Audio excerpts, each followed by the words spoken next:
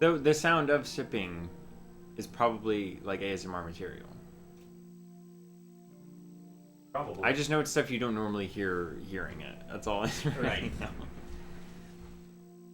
Grab my Excuse me. drink. Okay.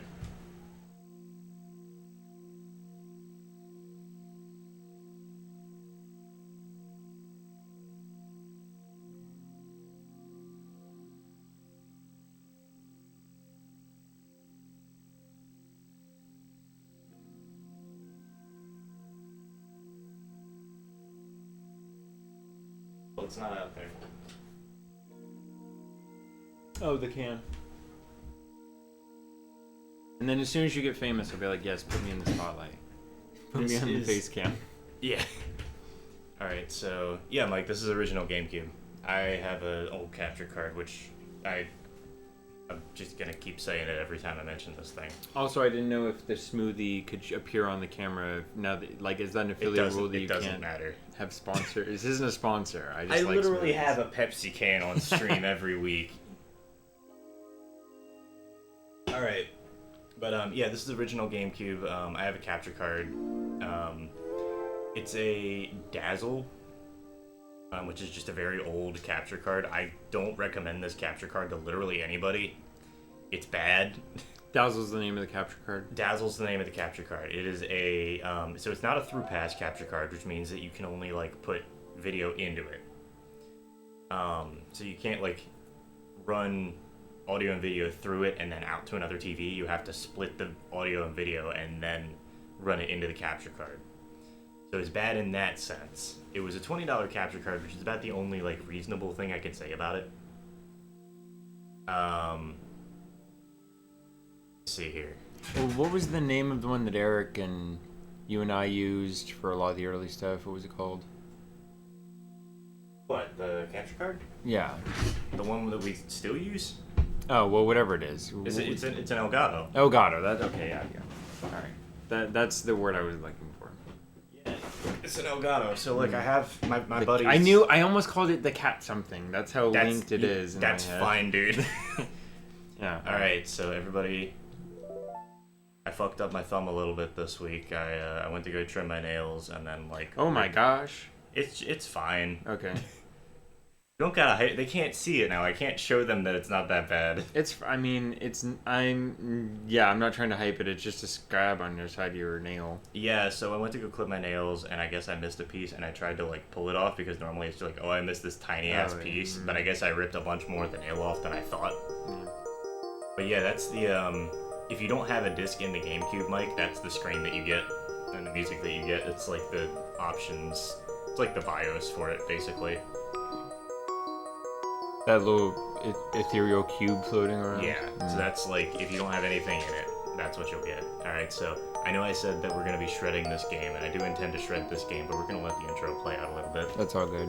I find it funny that they have like the script in the actual book, but then they put the English over it. Why didn't they just put the English in the book? Have you tried to read star font? It looks like Webdings. Oh, this is North Mushroom dialect. I didn't. Yeah. I gotta translate it. It takes time, dude. It takes too long to translate. That's why we can't do it.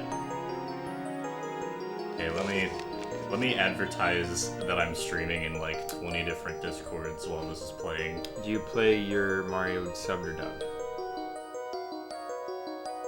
Huh? Do you play your Mario subbed or dubbed? Do I play my Mario subbed or Subbed dubbed? or dubbed, I yes. heard sub or dub is like one word. It's at first, and I sub was or like, dub. what the fuck is that? Yes. No, do I play my Mario subbed or dubbed? I don't know. Do you watch King of the Hill subbed or dubbed? Did we get to go into this explanation again? I remember that. So, But I would just like to say before you go off into it that I like the idea of a sub or dub being the name for the miniature submarine in a bathtub. it's a submarine with a rubber duck sticking out of the top. It's a rubber dub submarine, man. Oh man. You type up the generic copy pasta I get to use. Still bold decision of Nintendo to put the gallows in the game, like right up front. Nintendo was at a point that, like at this point, they were just like, hey, we're gonna let the game developers make games because they're selling well. We don't care about making like the most money. We're gonna make a shit ton of money with this. Wait, like the actual company itself didn't have a huge. They gave a lot of reign. Yeah, they had a lot. They gave a lot of free reign to a lot of company, or to a lot of like smaller like groups within the company. Oh, Missy. Jamie, me, literally the only female in the entire vicinity. Well, no, because there's Goombella. I mean, in this dirty square. I mean, like, you don't know. That might be female. The hooded figure may be female. As if she's talking to herself. Yeah. Yeah, okay. The legendary treasure sleeps, but the box has a magic look on it that will only open for a pure and noble heart. You can see it. It won't budge if I touch it. Right, as you can see good. it. Oh. Yeah. The box will open for you, Missy. You can see what's inside. Whatever's in there. Be no use to someone like me. Take this box in your hands and see what happens. I don't remember. I'm pretty sure they reveal you at some point who the fuck this is. They might not. I like to think it's the guy from the first scene of Aladdin, who everybody forgets about. Yeah. Do you remember him? Yeah. Yeah, okay. I know you thought. It took me a second. Yes, he's also voiced by Robin Williams, which is why people think that he is just the genie in human form after he's freed, telling you the story of Aladdin. But like, I go advertise in Dayo's channel because I know Dayo doesn't give a shit. Dayo, like the Beetlejuice song. Dayo. It's just so the Beetlejuice song. His name is Dayo Man on Twitch. Yeah. That's just what he goes by. He's a Spyro streamer. What is that? It's a shame we can no longer see new species. Species on Mario spinoffs. Sorry, the text is really small and like a solid 5 or 6 feet from me. Yeah, I have no chance of reading So like, I'm having a little trouble reading it. I'm seeing lines and I'm filling it in with what I think it is and hoping that that's the right word. Well, because I was saying speaking of Mario spin-offs, we got to get into, this is going to be long term, but we got to get into Superstar Saga, because I have always had an interest in that game but never actually like played it, because it's just so different from the Mr. Mario Brothers I know today, right? Like running and jumping on their shrooms and turtles. Right. So it's very much similar to this though, where it's that like turn-based, real-time kind of like you got to react and block in the moment. Yeah. Alright, so now that we're 20 minutes into streaming, let's start playing the game. Okay, now we actually have like a... Does it tell you the time even if it's not VODing? No, I just know okay, approximately how long you've been streaming, because I hit the button almost exactly at 2. Alright, the save file's been loaded. We're not continuing. We're not continuing. We don't even talk about it. Well, Foggle Woo. It's because it's fucking data. Yeah, it's a thorn. Okay. It's an Old English thorn, which is just... Meaning, would they spell the word thorn beta O-R-N? Yeah. Okay. Alright, so while we're that still doesn't explain, that TH sound still doesn't explain why we have a G in through. No, that's true, actually. Yeah, you're right about that. Hold on.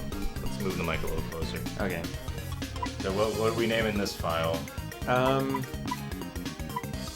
Did we already use Drawlu as like a draw in the loop combination? I don't think we have. I kind of like that, though. Drawlu? Yeah. Drawluck? Okay. What's funny is that the name of the Magic the Gathering card where I got part of the name for Drama from was, it was Draw something. It was, shit. Southern Draw. Draw... It might have Draw been Draw... My It Life. might have been Draw New. Draw My Life. Draw Moo? I think it was Draw New. Draw New. Okay. So like Draw Mad. Yeah. Okay.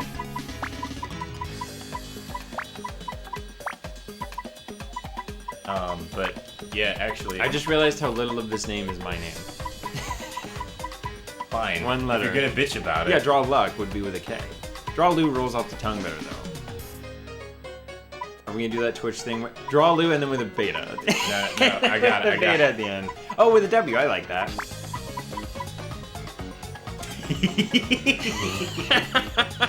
I wish that I Draw had face cam on. Draw a Lu umlaut. Wait, draw the umlaut. It's draw Lu. Dralu. Dralu. What's the umlauted U? What's that? Just say that right now. That word. I'm trying to remember. Hold on. Ooh? Is it ooh? Dralu. Stop it. No, it's not. That's amazing. So is the W because when you draw it with curves instead of solid lines, or I mean straight lines, it looks like a mouth Yeah. with the two lips coming over? I would imagine. Okay. Somebody was just like, we're gonna Like a put- dog's mouth or a cat's mouth, the way the two jowls hang down. Actually, that's a good question. It's good. I W- know what you mean. D-R-A-L, jowly mouth. Draw. Yeah, We that. can do this no, better. We I can do don't this know. better. What did we call our character in when we played Ultra Sun together, or Ultraman? Oh, I don't remember. It was like Drawlet. Was it Drawnet or Drawlet? It's something like that, yeah. Alright. Oh yes, Spanish Drawlu. No, but you have to have the other exclamation point to resolve the Oh, Spanish you're right. exclamation. Okay, hold on. Okay, how about this? No.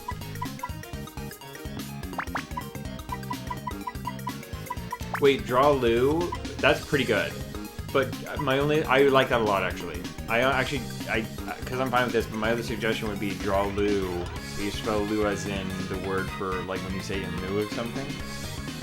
Oh yeah. Like L-I-E-U or L-E-I-U. Yeah, no, this stream is in lieu of good content, so we need to make it that. Oh, I thought you were reading the chat and somebody was roasting.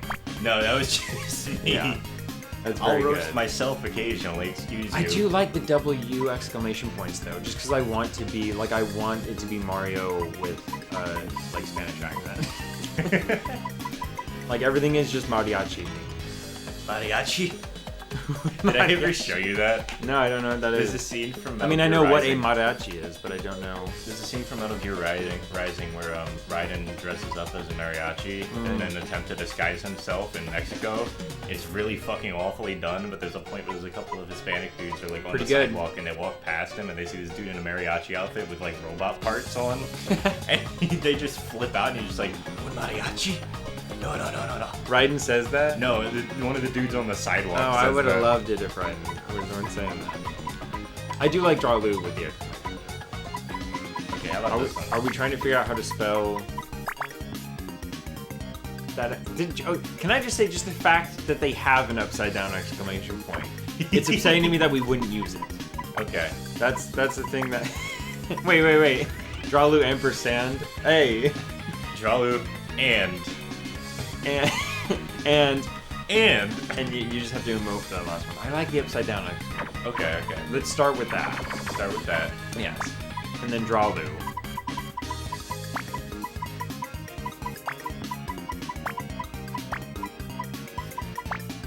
Yes. And then we have to have an upright exclamation point. And then with that last box, you can do whatever you want, or you can put another U in, or draw Lu. Dralu. Draw Lu. Oh, wait. What's the, like, Jewish, like, it's like a CH, isn't it? Yeah, I know what you mean. It's not gonna fit, Is though. this it? I mean, it is now, I guess. With the exclamation point. Draw Luch. Wait, that's the C in Susan. So it's draw you're right. Lusan. You're right. It's draw loose Dralu. instead of draw luck. It's just saying you want to pronounce it with an S. I'm making all this up phonetically as I go. Okay, Draw fine. loose. How do you pronounce this one, smartass? Draw. Yeah, draw Lu, and then I like the H exclamation point. H exclamation Because we can point. still do the Hasidic for the draw luck. Drala. Draw Lu. Yeah. Draw Lu. You are draw Lu. That's really how you pronounce it. You because gotta you're doing it scream with it. the mariachi like exclamation, but also. Ugh. we turned into Tim the Toolman Taylor or something. All right. Alright, so we're gonna... It even says Mario. He gets to put his name on the house. Luigi No, it's doesn't get because any. that's their last name. It's Mario and Luigi It's the Mario. family house. Mail call. and Luigi comes out thinking they're calling the males, like M-A-L-E. For the record, one day. Okay, so if I can make it work, I know that Twitch's been talking about doing like stream nights. If that doesn't work and I do it on Twitch or on Discord, I swear on my life, I'm gonna make y'all watch the Super Mario Brothers movie, the 1990 like Super Mario Brothers live action movie. Stream nights, you get to stream a movie? Yeah, but the way that supposedly the way that it's being done is weird. I haven't looked into it a whole lot, but it seems like they're gonna make everybody have Amazon Prime if they want to join the stream night. Okay. Because they're only because Twitch is owned by Amazon. Yeah. So they're only gonna let Amazon Prime movies run through it. Last time we played this, I think when Luigi said, he just said it now. Okay, I'll just read it to you. Okay. There's a bit I remember, there's an episode of George Lopez I watched growing up that was like, I would watch that show on Nick at Night growing up, back when it was on the Nick at Night block. And I don't know if it still is. And George gets diagnosed with dyslexia in one episode, and so he just said Mario had dyslexia. And Angie's like, well, this even says, this list of, like, you might have it because this list of symptoms or list of behaviors here says that people with dyslexia will find excuses to have people read things for them. It's all here in this list. And he goes, there's a whole list? She goes, yeah, read it to me. And that's the punchline. It's like, oh, well, Mario, I'll just read it to you, brother. Right. No, Luigi just knows, and he doesn't never like learned how to read. He doesn't like his brother feeling uncomfortable, so Luigi just does it.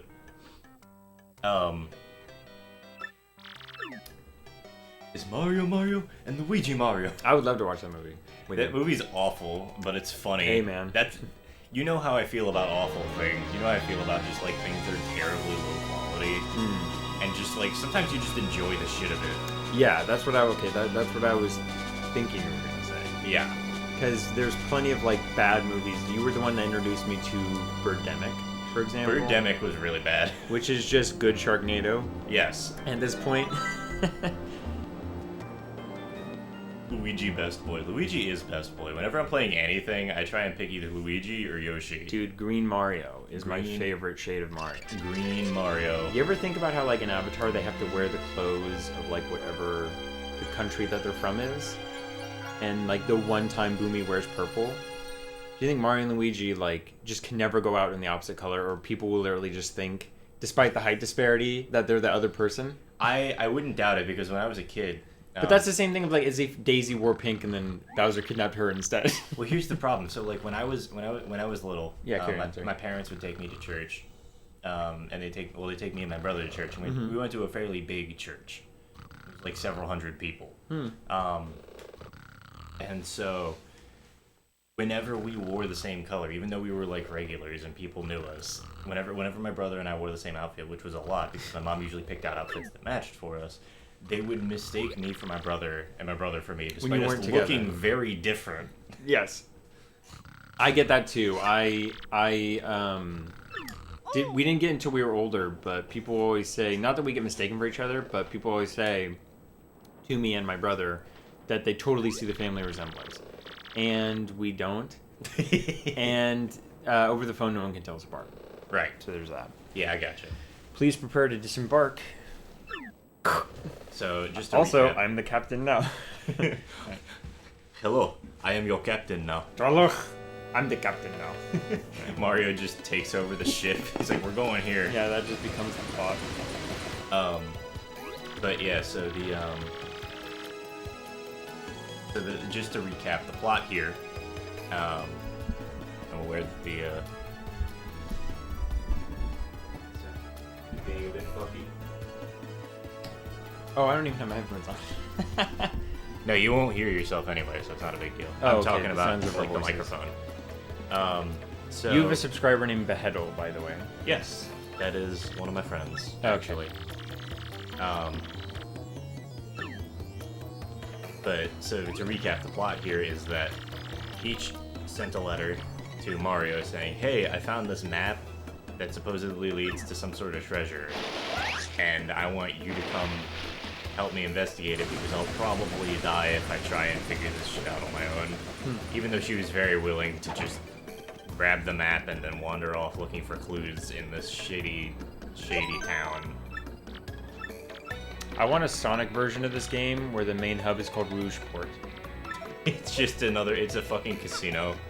The whole town's a big casino. Why the casino is such a staple? Oh, I love her. What, Goombella or Crump? Oh, you gotta love Crump. Who's Crump? Crump's the dude. Okay. Come off it, you airhead. Seen you walking around town. Information about the crystal stars. This is his voice. Are we doing this bit again? I don't know. I'm doing the asking, so be a good girl and tell us what you know. Some misogyny right after that. Do I gotta be Goombella? Is Wait, that how hold this is on. gonna work? Only if you pronounce you as you woo woo.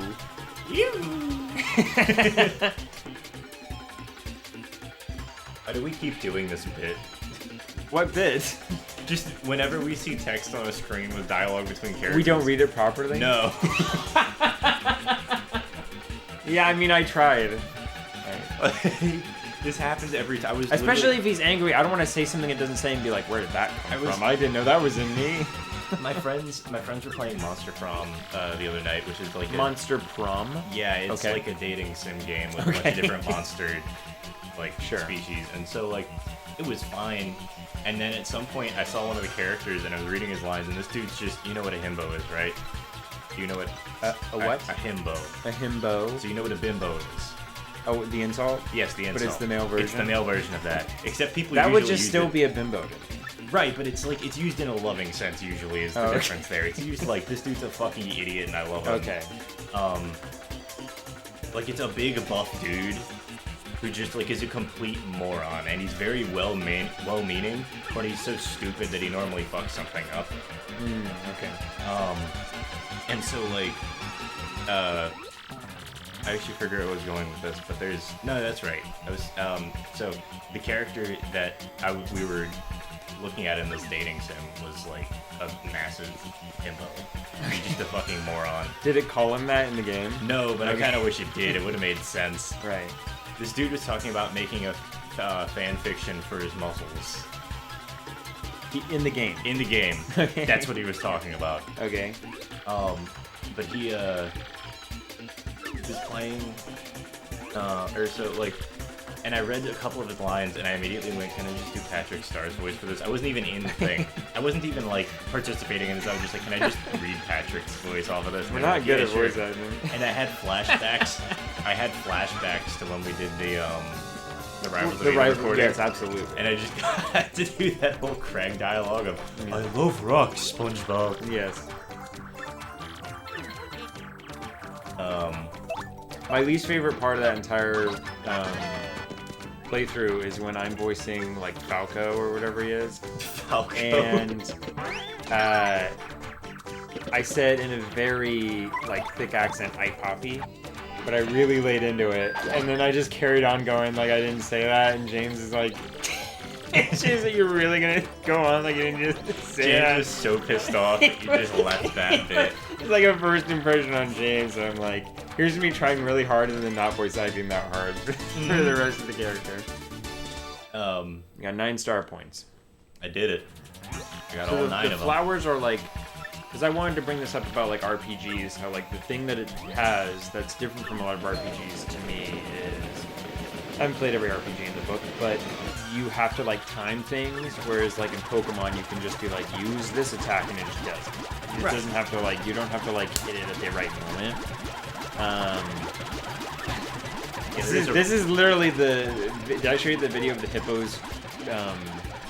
On the like all just gaining on that On one the crocodile? On the crocodile. Yeah. Nuts. It's that. Except there's no crocodile in the middle of the crocodile. Right.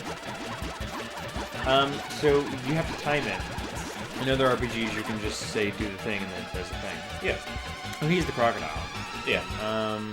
Yeah. No, but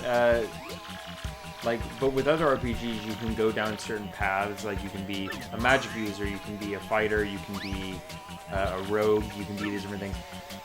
Do you do that with Mario? Like, are there builds? To an extent. So Okay. there's the badge system, which I've briefly described. And so once we get a little bit further into the game, we can. There it is. Just go home. There it is. That's all the fan service you That's get. the best thing we're gonna get out of this whole experience. No, Let's you'll just go home now. You'll get Miss Mouse too. So we gotta get up to Miss Mouse. You know the saying like she brought home Sven. No. Sven is supposed to be like handsome, muscle-bound type guy. Like she Okay, brought home yeah. like a Chad, but The for himbo. Swedes. Oh wait, Yeah, we get so- to watch. You remember these dudes, right? The Piantas. Yeah, they're like the mafia. Yeah. So just watch. Okay, are they gonna like just make somebody disappear scene- off the street? If I recall correctly, the scene's actually randomized. Like it's RNG dependent. Oh, whether or not the Piantas show up. It could be. There's a couple of encounters that can happen in the background here, if I remember correctly. By the way, we still have the exclamation points in our name, right? Yes. Then they're picantes. Yeah. Yeah. Okay. Okay. But if you just like, yeah, beat the shit out of these dudes. Oh no. Oh, this is the Toadsworth. Yeah, this is Toadsworth. This Yes. is just Toadsworth. But what they're gonna say? Oh yeah, so yeah, you can do builds in the game. So with different badges, you get different abilities to do things. So like Mario, generally, you can focus on like. There's a bunch of different like customizability things, but generally, as far as attacks go, you're gonna have either your hammer or your jump, and so you can improve either of those with different types of badges. You can Okay. swap them whenever you want, though, because badge points are just that way. Right, so it's not like skills you have to invest in and then commit to. Yeah, you don't have to commit, but there is like a wide variety of skills that you can Well, get. Mario's never made an honest woman out of Peach, so he's not a fan of commitment, obviously. Yeah, I mean, like you're right. I feel like there's some other political Yeah, issues at there's play no, there. There's no argument here.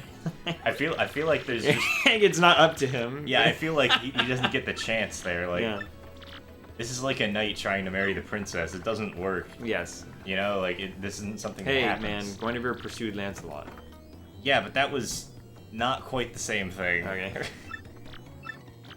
You know, I'm not gonna defend Mushroom Kingdom politics to you. You're just gonna have to go look them up. Okay. Spending EXP points on badges and FP is OP. Yeah, so like, I might pick up one health upgrade, but honestly, I might just go for the critical build, the critical health build, because it's a really stupid. So when you're at low health, there's a badge that you can get that increases your damage like dramatically when you're at low health. Oh, okay. And there's also one that increases your dodge rate when you're at low health. So the goal of the game is you sit at like 2 health for the whole You game. take damage intentionally, and then you just become Ultra Instinct. Who needs HP? Just super guard the rest of the attack. Just super guard all the attacks. Disclaimer, you can't super guard all the attacks. This is correct. Also, this TV has input lag. So it would be a very bad idea for me to try and super guard all of these attacks. With bringing home Sven, all I was going to say is imagine you went to go get Peach and you brought home Camilla. Mm-hmm. Like, hey, we found Princess Peach. Who's this? This is Princess Peach. We star-crossed lovers. But yeah, Spider Pig. It's just welcome her to in a stream. dress with arms taped, like mannequin arms taped to the dress. he gets like a whole like Like, set yeah, of it's- stilts for Goombella to stand on and like puts her in Peach's dress.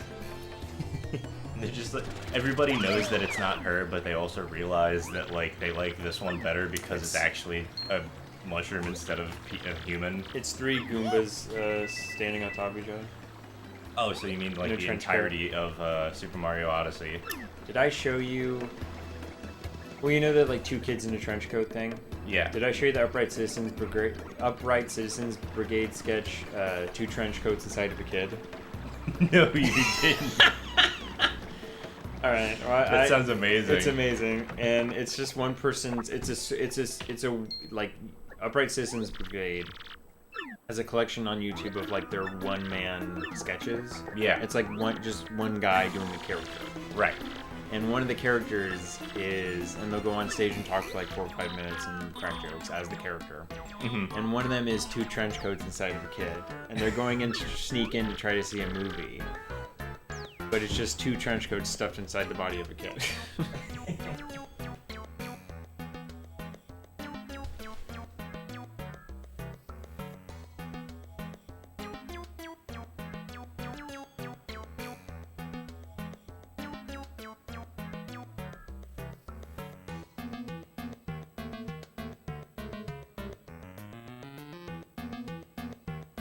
Sorry, I was fixing something really quick.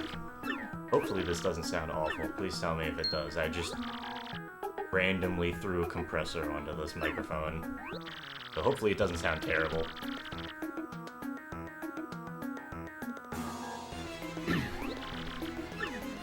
Because you're just keeping an eye on the chat and seeing what they're saying about the audio.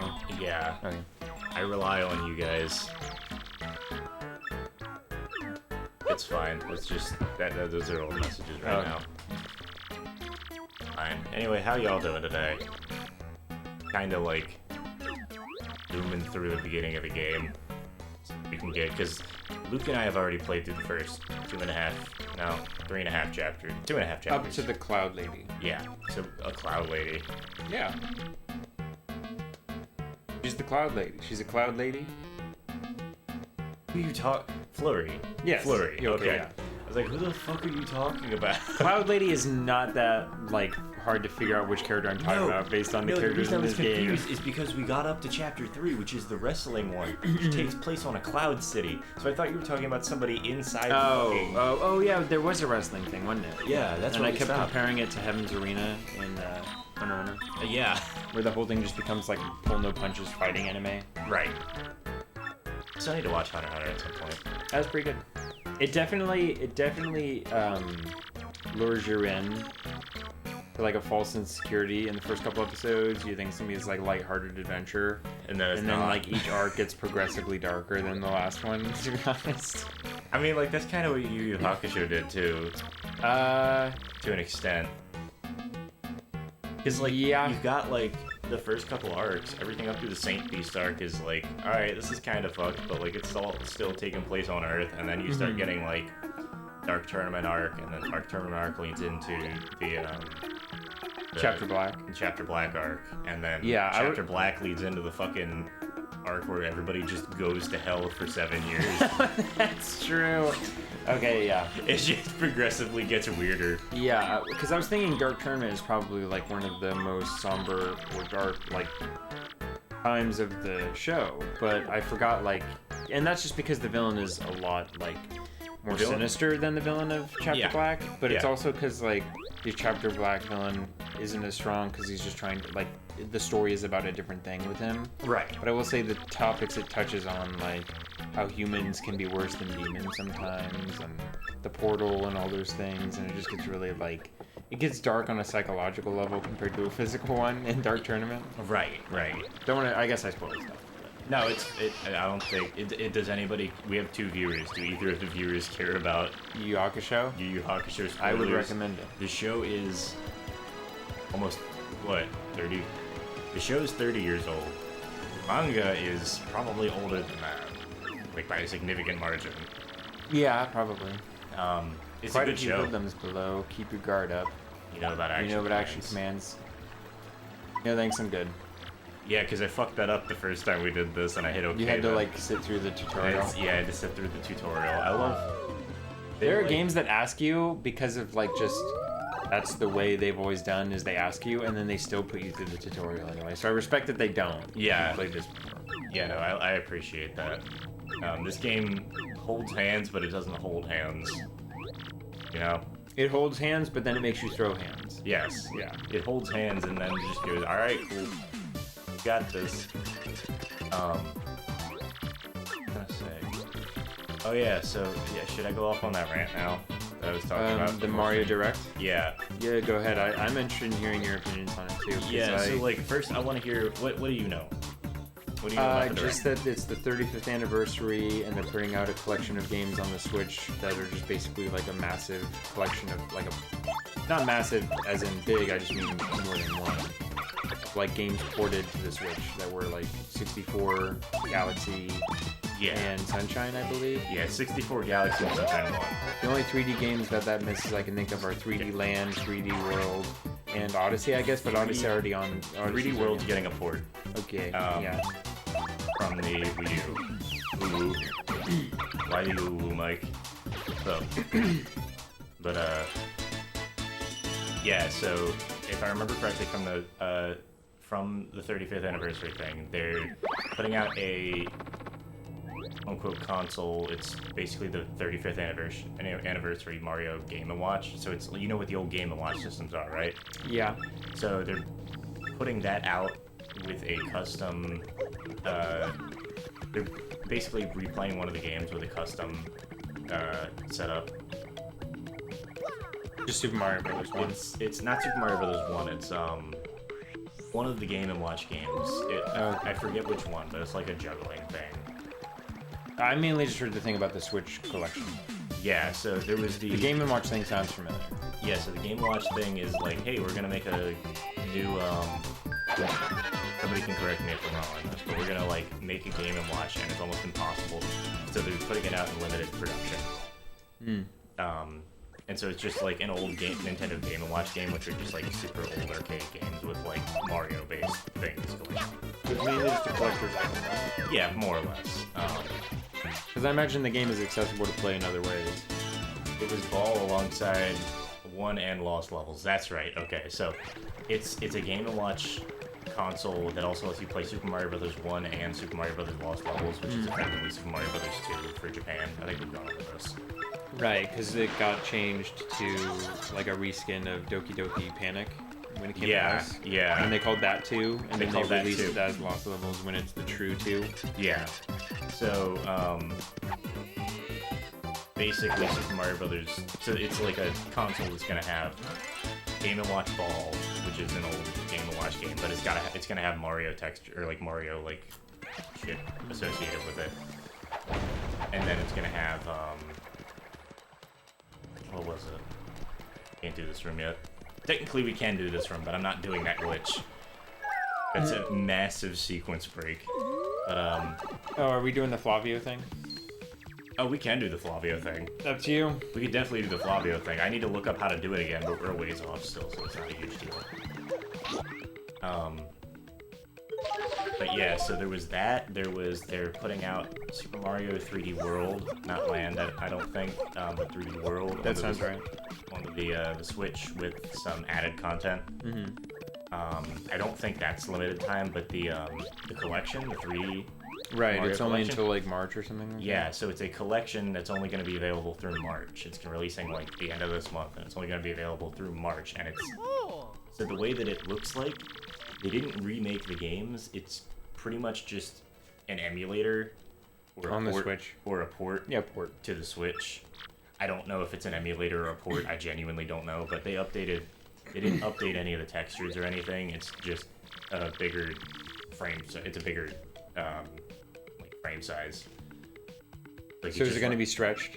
No, they made the emulator run in widescreen. Oh, so the it'll older just do games. the aspect ratio of the original. It'll do the aspect ratio.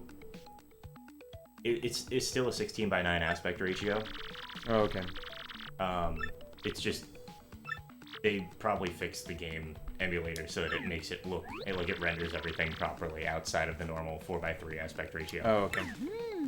So it's just gonna look like it runs on a 16:9 fine.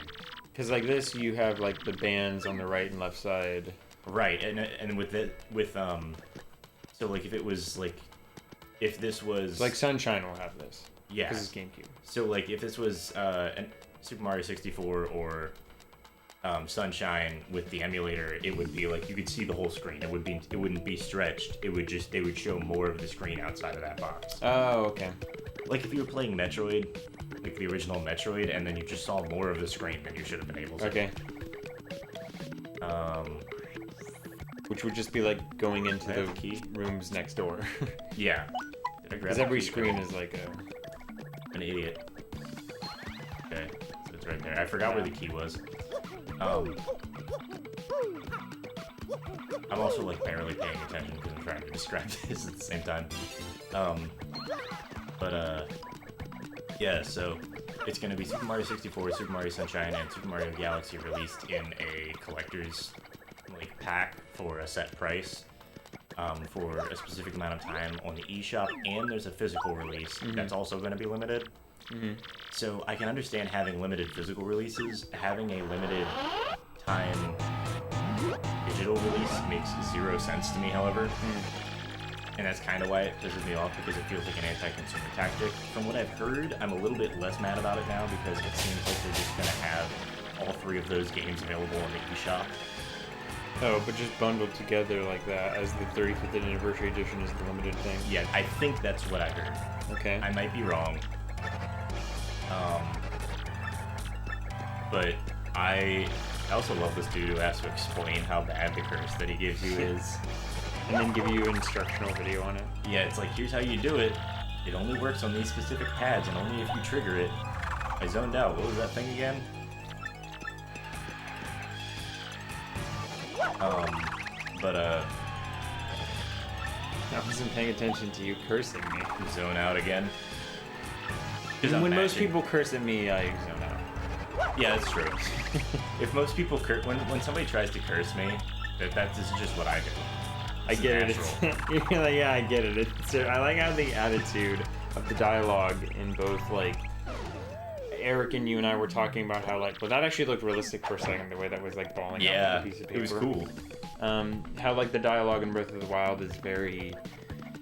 snappy. Like, he's sassier in the dialogue than you'd think Link would be. Right. Now, the evil guy explains to you how to use the curse to your advantage, and also it's basically just a blessing, yeah. But yeah, the reason that I'm mad about, like, all of that isn't just because I was mad because I was like, okay, so you're gonna put out this thing for a limited time and then take it completely off of the eShop and it's not gonna be available ever again. That pissed me off initially because I was like, that's just super anti-consumer tactics. What if you don't have the money to get it right then? Like, you have to go buy it secondhand, and then there's gonna be people scalping like they're already doing for the Game & Watch system, you know? Like, that bothers Buying me. physical copies en masse and then selling them for a massive upcharge. Yeah. So, like, I was worried about that. And then either be, like, selling whole Switches with, like, hey, this has this collection on it. I'm gonna upcharge it, like, 200%. You know? So it costs nearly $1,000. People were already buying Switches for, like, over $500 because there was a scarcity when COVID came out. Everybody was trying to buy a Switch because they needed something to do while sitting indoors doing fucking nothing. Dude, everyone was adopting animals too. By the way. Yeah, that's like, that has not been talked about, but like a ton of people are adopting animals. That no, I mean, it's like it's good. It's generally good, but when you're like, oh wait, how are you gonna take care of this creature after you go back outside? Flashback to Flappy Bird iPhones. Oh yeah, same fucking thing. Oh yes, I know. Yeah, you know what we're talking about. Yes, that it got discontinued and then it created exclusivity. Right. Yep. And so it's the same thing. I was mad about that. It's an anti-consumer tactic. By creating exclusivity, you just it drives up the value because it drives up demand. Exactly. Yeah, and so because it shortens supply. Right. And so, like, in the same aspect, Nintendo would potentially be making more money because more people would be pushed to buy it in the short time span because it's limited time. Is that? Yeah. I mean, that's just like good business. Right. All right, Mike. Have a good one, man. We'll still be streaming for another probably 4 hours or so, depending. Who knows? Not good in my opinion, by the way. Just good, like good business, and it's effective. It is an effective business strategy that pisses me off because it's very anti-consumer. Are you coining that term? Oh, bye, Mike. Anti-consumer is not a term that I coined. That's what I was gonna ask you. No, Did I say coined or did you say coined? Game said coined. Coined. Yeah, so that made me mad, and then it also made me mad because, like, I understand wanting ports of things. Like, there's been a whole thing about just, like, nostalgia. Yeah. Recently. I just think that not just nostalgia. I think one of the reasons I like the Switch, and why I think, like, we talk about gens, but what I kind of like is that, outside of it being like a current gen console, what's the next gen or whatever, like, we have a thing that plays all the other previous things just in our hand. Yeah, backwards compatibility. Like, that it just plays all these games that used to be on the TV in our hand. I like that a lot. Right. No, that's fair, and that's good. But I don't, so... There's a couple different sides to this. For the one, I really appreciate having backwards compatibility and being able to play all these older games on these new consoles. That's cool, because there's a lot of people who don't have the money to spend on a GameCube or a PS2 or an NES or whatever, and then buy like these hilariously expensive games. Really, like for some of the older consoles, they're absurdly expensive. If you want to buy like a copy of Super Mario Brothers, even like sometime for the NES, that can be expensive in some cases. But it's not for the playing of the game; it's for having that physical copy, I guess. Yeah, like exactly. a collector's thing. Because if you want to play it, you can just emulate it, even though that's like questionable in its legality. Right. The playing of it is not what they're charging you for. It's just the having that physical copy. Exactly. And so Which is why I feel like the Switch, it's nice that you can just have the experience of playing it. I don't need to keep track of 5 different physical consoles in my closet. Right. There is a convenience aspect to it as well. What I don't like is that, I don't know, something about companies, and this has been a big thing recently ever since the NES Classic got released. What I don't like is that will be, people will like, people will be, sorry, I'm zoning out here a little bit. People will like, it has to, you'll see companies selling effectively emulators. Like with the NES Classic, it's basically just a first-party emulator. And they're just selling a first-party emulator, that's it. Yeah. That's all they're doing. Yeah. And I don't like that because it doesn't feel like they're putting in any effort, really. It's like, hey, here's our game again. Like, a port is one thing, but the 3D Mario, I don't know. It feels so low effort, and they're charging, like, full price for it. Right, as much of his original thing would be. Even though the original is technically more valuable because of that, like... There's another factor to that. Being mint condition, being old, being like from that era. Right, I'm gonna real quick. Yeah, the comment. Hold on, I can't read this name. I'm not gonna try and pronounce your name, I'm sorry. If you feel like giving a description of how to pronounce your name, please let me know. They start with a Z? Z66, that's what we're calling you. Okay. Well, I don't know. I was leaning. I didn't want to cut you off, but I was leaning towards the screen because they wrote, "I beat this game," and it's one of my top 10 favorite Mario games. And I read it as, "From this distance, I hate this game." And I thought that they were chiming in just to be like, "Hey, by the way, this one sucks." Way to flex on him, kid. No, this one's cute. I like it a lot. No, this game is great. And I haven't even played it. It's a fun game. Do you want to play it? I don't know how. There you go. I haven't been paying attention. I'll explain it. I'll explain very basically. It's Oh, turn it's based. sweaty. Sorry, my hands are very sweaty. Yeah, it's a body function, mate. Blue, Blue, blue, blue, blue, blue. Yeah, no, this game is... I haven't technically beaten it, but No, I did beat it once. I read that as who gets up and whacks off. Who just gets up and whacks off? If you're in chat, raise your hand if you do that. Who just up and whacks someone's tootsies like that? Blue, blue. Somebody with serious moxie, that's who. Blue, blue, blue, blue, blue. Blue, blue, blue, blue, blue, blue. Would you look at that? It's a mustache. It's a saucy I like how it's very mustache guy. sing-songy. Blue, blue. He's in a world of hurt. Oh no. No, this game is great. This game is genuinely fun. I've only ever beaten the final boss once, but I've gotten up to the final boss multiple times. Professor Frankly told us, right? What's your favorite Mario game? What's my favorite Mario game? Yeah, like think about like top 10 favorite Mario games. Oh, I don't know if I've played 10, but I like Mario a lot. Can't flee this fight. I don't know if I have a top 10. I haven't really played, like, seriously played a lot of Mario games. I played Super Mario Brothers 3 a lot. I never beat it. So you want to hit attack, probably. Oh, Tattle is an attack? Yeah. Yeah, I just want to do that. Tattle is an attack. Normally you want to tattle enemies that you see. Yeah, you got it. That's it. That's like 80% of the game. A super humongous blooper. Ew, it's slimy. Rogueport Sewers. Number 98. It's like a Pokedex. Yeah, no, it is. It's literally a Pokedex. I gotta say, like, when a game really taps into that, like, I'm not a completionist by any means, but when a game taps into slimy, nasty, icky things.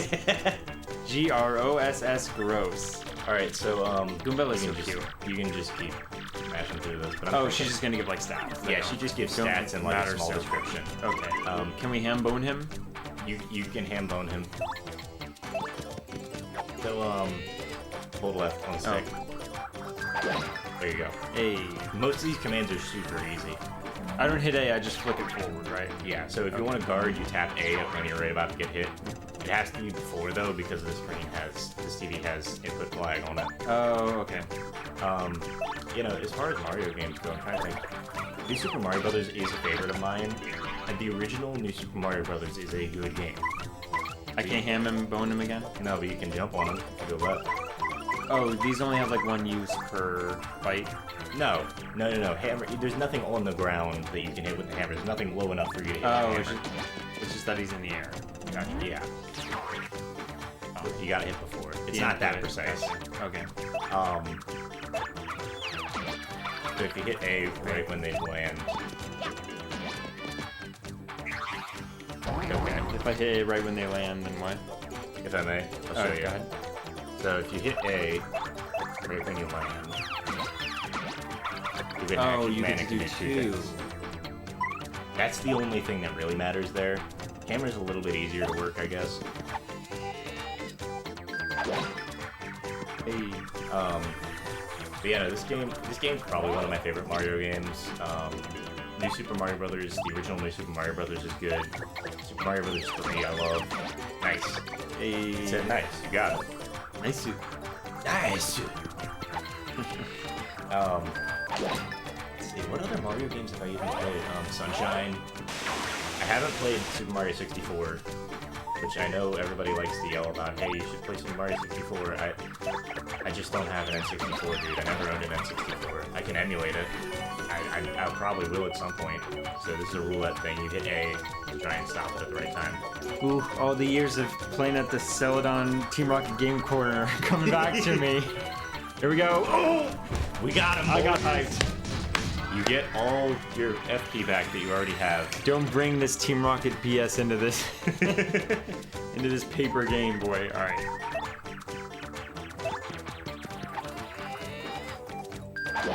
Hey, that was fun. Hey, yeah. So this is just, that's how the game works. It's still time-based. It's still like, there is some timing-based elements, but for the most part, it's just a turn-based game. The best part was slots. Slots. Blah, blue. Why are we doing this? Why do we do anything? That's true. We should just stop streaming, actually. We will be in the ground one day and our Bye, bodies will Goombella. be cold. Just like Goombella. No, don't walk off the platform. So, do you actually take damage out of combat? Yes. Ah. So if you walk into hazards or fall into water, you will take 1 point of damage. Gambling. Always gambling, dude. No game... no game doesn't have gambling. Anything with RNG, which is most games, is basically a gambling, like has a gambling component. Yeah, pretty much. Any card game, any real life. Oh, so do you have to heal outside of Yes. battle? Yeah. Because she looks upset. She looks a little upset. Here we Hazards are. can also kill you, that is correct. The Petal Meadows. Petal Meadow. Okay, so here's real quick. I want everybody in chat to give me their best not helpful loading screen game fact. A not helpful fact about the loading screens? No, you know how like on loading screens sometimes if you like fuck up an area, they'll be like, hey, Oh, getting yeah, hit not helpful causes you to facts. die. Okay. I thought you meant a fact about the loading screen, like Richard and I were talking to you about, like toggling can affect the size of the heads of Tak and Log as they're running through the loading screen. The Petal Meadow, where folks say a crystal star hides. I can tell you exactly It's where the crystal star a is. very cheeky crystal. It's very, or star or whatever it was. Come Yeah. find me. All right. This is a text Alright, conversation. Yeah, this is a text conversation I just found an image of. It says, wait, so how big are you though? 6'4"-ish. No, I mean like in bed. How big are you? Still 6'4"? Just sideways. Just sideways. Here we go. Start of our adventure. Completely awesome. Alright, so I may want to hit the save point just in case. Because I didn't save before the blooper fight. All game progress up to this point. Yep. Yep. Said like the guy from Storage Wars. I was gonna say we're just talking about storage words now. I can't do the voice. I'm just like the. Also, hit all the trees. Hammer. No, B. Just hit hammer B. You don't charge it up. No, it's just a whack. A feel-good mushroom replenishes 5 HP. A star piece. Star pieces are kind of important. I love the piece of a star. That's also from Pokemon as well. Yes, except there's not just worth 5,000 Pokebucks. Pokedollars. Pokedollar. It is worth 5,000 Pokedollars. I can tell I've been watching too much Oni Plays. By the way, go watch Oni Plays. They're funny. Okay. I didn't know you were referencing. No, there's a voice that one of them does where it's like he's making a caricature of himself. And everybody does the voice now, but it was originally just him making a caricature of himself and the way that he talks. Oh, that was just the noise of Hooktail going into the castle. Yeah. Totally incredible. She scree. They look kind of scary. Said the place was peaceful. Wow, crazy. We just started and already there's intrigue. I don't know It's if already a dragon. intrigue. I don't know if a dragon counts as intrigue. I think that's just a dragon chief. Hey, what's that look like? I've seen Outlander. I haven't. This is I one of read those, like half. This is one of those Chinese villages that they make for like midgets that they keep in traveling shows because midgets don't live with real people in China. What are you talking about? So like, What is any of the things you've said, and why haven't we been talking about it the whole time? Okay, so What is this in- conversation? So in China, Is there anything I actually do here? Move on. no, keep moving on. Whack all the trees, grab the items. We'll worry about them later. Also, whack the little blue thingies. Dude, some of them give you shit. Not quite, too far. Nope. The paper messes with my perspective. It's really hard. But no, to explain. So there's... I'm hitting the blue guy. He doesn't do anything. That one doesn't do anything. Hit him like once. If they don't do anything the first time, they're not going to do anything any subsequent You never, time. you never have to like persistently give him a smack. Yeah. Gotcha. No. There you go. Hey, dude, I was just working on my blue slam and you got in the way. It's all good, dude. Oh, it just puts you right in it. Yeah, so if you first strike, you just get to hit him. You can just hammer the other one because you don't want to jump on him. He's spiky. What if he flies and has a spike? Get fucked. Hope you have a fire flower. They. Something else that can deal with it. This is new technology. They've never thought of this before. But, no, so like to explain Ruby coins, they're only there for a little while. Like all money. But yeah, there's a, is that close call? Yes, okay. When Mario's in danger, cause enemies to sometimes miss. That's the important badge. That's Okay. the one that you get to use for Increases your dodging. Yeah. But yeah, in China, a lot of the time, they, like, midgets are kind of, like, segregated from actual people. Wow. Or, like, not actual people. That makes me sound like I'm gonna fucking segregate them. But, like, they're segregated from... You mean people that aren't midgets? People that aren't midgets are segregated from people that are midgets. Yes. And they'll put them in little villages, and a lot of the time, the only way that they can make money is by, like, traveling, like, or becoming part of, like, a circus, effectively. There's help. Go grab it. Like, the only way they can make money is by, like, banding together and becoming parts of these, like, circuses. You can't get that yet. I thought it was going back down the pipe. Everybody does. But yeah, that's, like, the only way they can make money occasionally, and so, like, they'll, Oh! This one reacted. This one, I don't know why that one reacts, actually. But yeah, a lot of the time they'll just make circuses, and so I was watching a show, there's an old show called An Idiot Abroad that, Yeah. here on Science Channel. I'm sure I've told you about this. You have, but I've never seen it. It's brilliant. It's literally just this, so it's Ricky Gervais's friend. Yeah, Carl Pilkington. Yeah, it's Carl Pilkington, which is Ricky Gervais's friend, and Carl needed a job, and so instead he could not find a job that worked for him. So Ricky went, you know what? I'll give you a job. Let's pitch this show. So they pitched a show to Science Channel, or it might have been just been Discovery. I don't recall. You don't have to take care of enemies in order, by the way. Okay, yeah. But anyway, yeah, so he just, like, it's this really reluctant British guy who doesn't want to go places, being forced to go do things. Being forced to go travel the world and see new things. And it's hilarious, because they'll just send him to places where they know he's gonna be uncomfortable. And he just constantly, even, like, normal things, even when it's like, hey, Carl, this is kind of cool, isn't it? He's like, No, this fucking sucks. He's always upset. He hates it. He always hates it. It's so funny. Paper airplane? No, that requires a platform. Oh, yeah. Look around. So we gotta... We're gonna pipe. No. Are you gonna pipe? And we gotta hit the blue thingy. Yeah. But we need to get through the pipe. Yeah. How are you gonna get to the pipe? Come on, you can do it. I'm gonna tell you right now. Oh. Ooh. A button. A button is your, walk forward. Go to the other side of it. There you go. I meant the front side, but the left side also works. Also, I think there's a star piece if you head to the left. I may be wrong on that one. Oh, my bad. Nothing there. Oh, didn't even let you like go to the next screen. No. God, this game still looks so good. Pretty nice. I wish that I had a, like, proper... Maybe it was all the way to the right? Was the star piece? I don't know. Oh, man, it's like a flip. Yeah. This game has such a good aesthetic, and it's so, like, pretty still. Like, even, like, 20 years later. Yeah, there it is. Like, it's been 20 years, almost 20 years since this game came out. It came from, like, 2001. Oh, wow. Yeah. This game still looks amazingly good. And if I had if I could get an open source skin converter and not have it be like $300, I would 100% do that so that this game could actually look really nice on here. Check all the grass. Run up straight up to it. Mystery.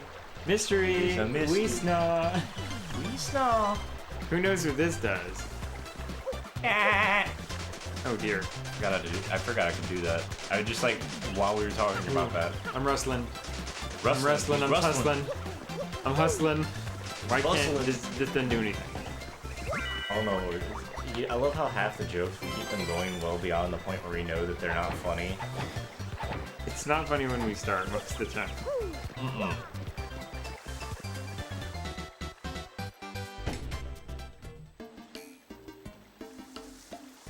Petalburg. I love this song. Another Pokemon reference. Petalburg Woods. This is what happened after they cut down Petalburg Woods. Yeah. All the Pokemon gained human intelligence. It's Petalburg. All the Koopas just turned out to turn into Pokemon, or they evolved from Pokemon. This gameplay takes in a post-apocalyptic wasteland. Sludge everywhere. Yeah. Pink house. Wait, she said a pink house would be hideous, but her skin is like a pinkish color. Yeah. Which I just realized, like, most Goombas are just, like, dirt brown. Yeah. It's just pink. Well, which house is pink? They're all yellow.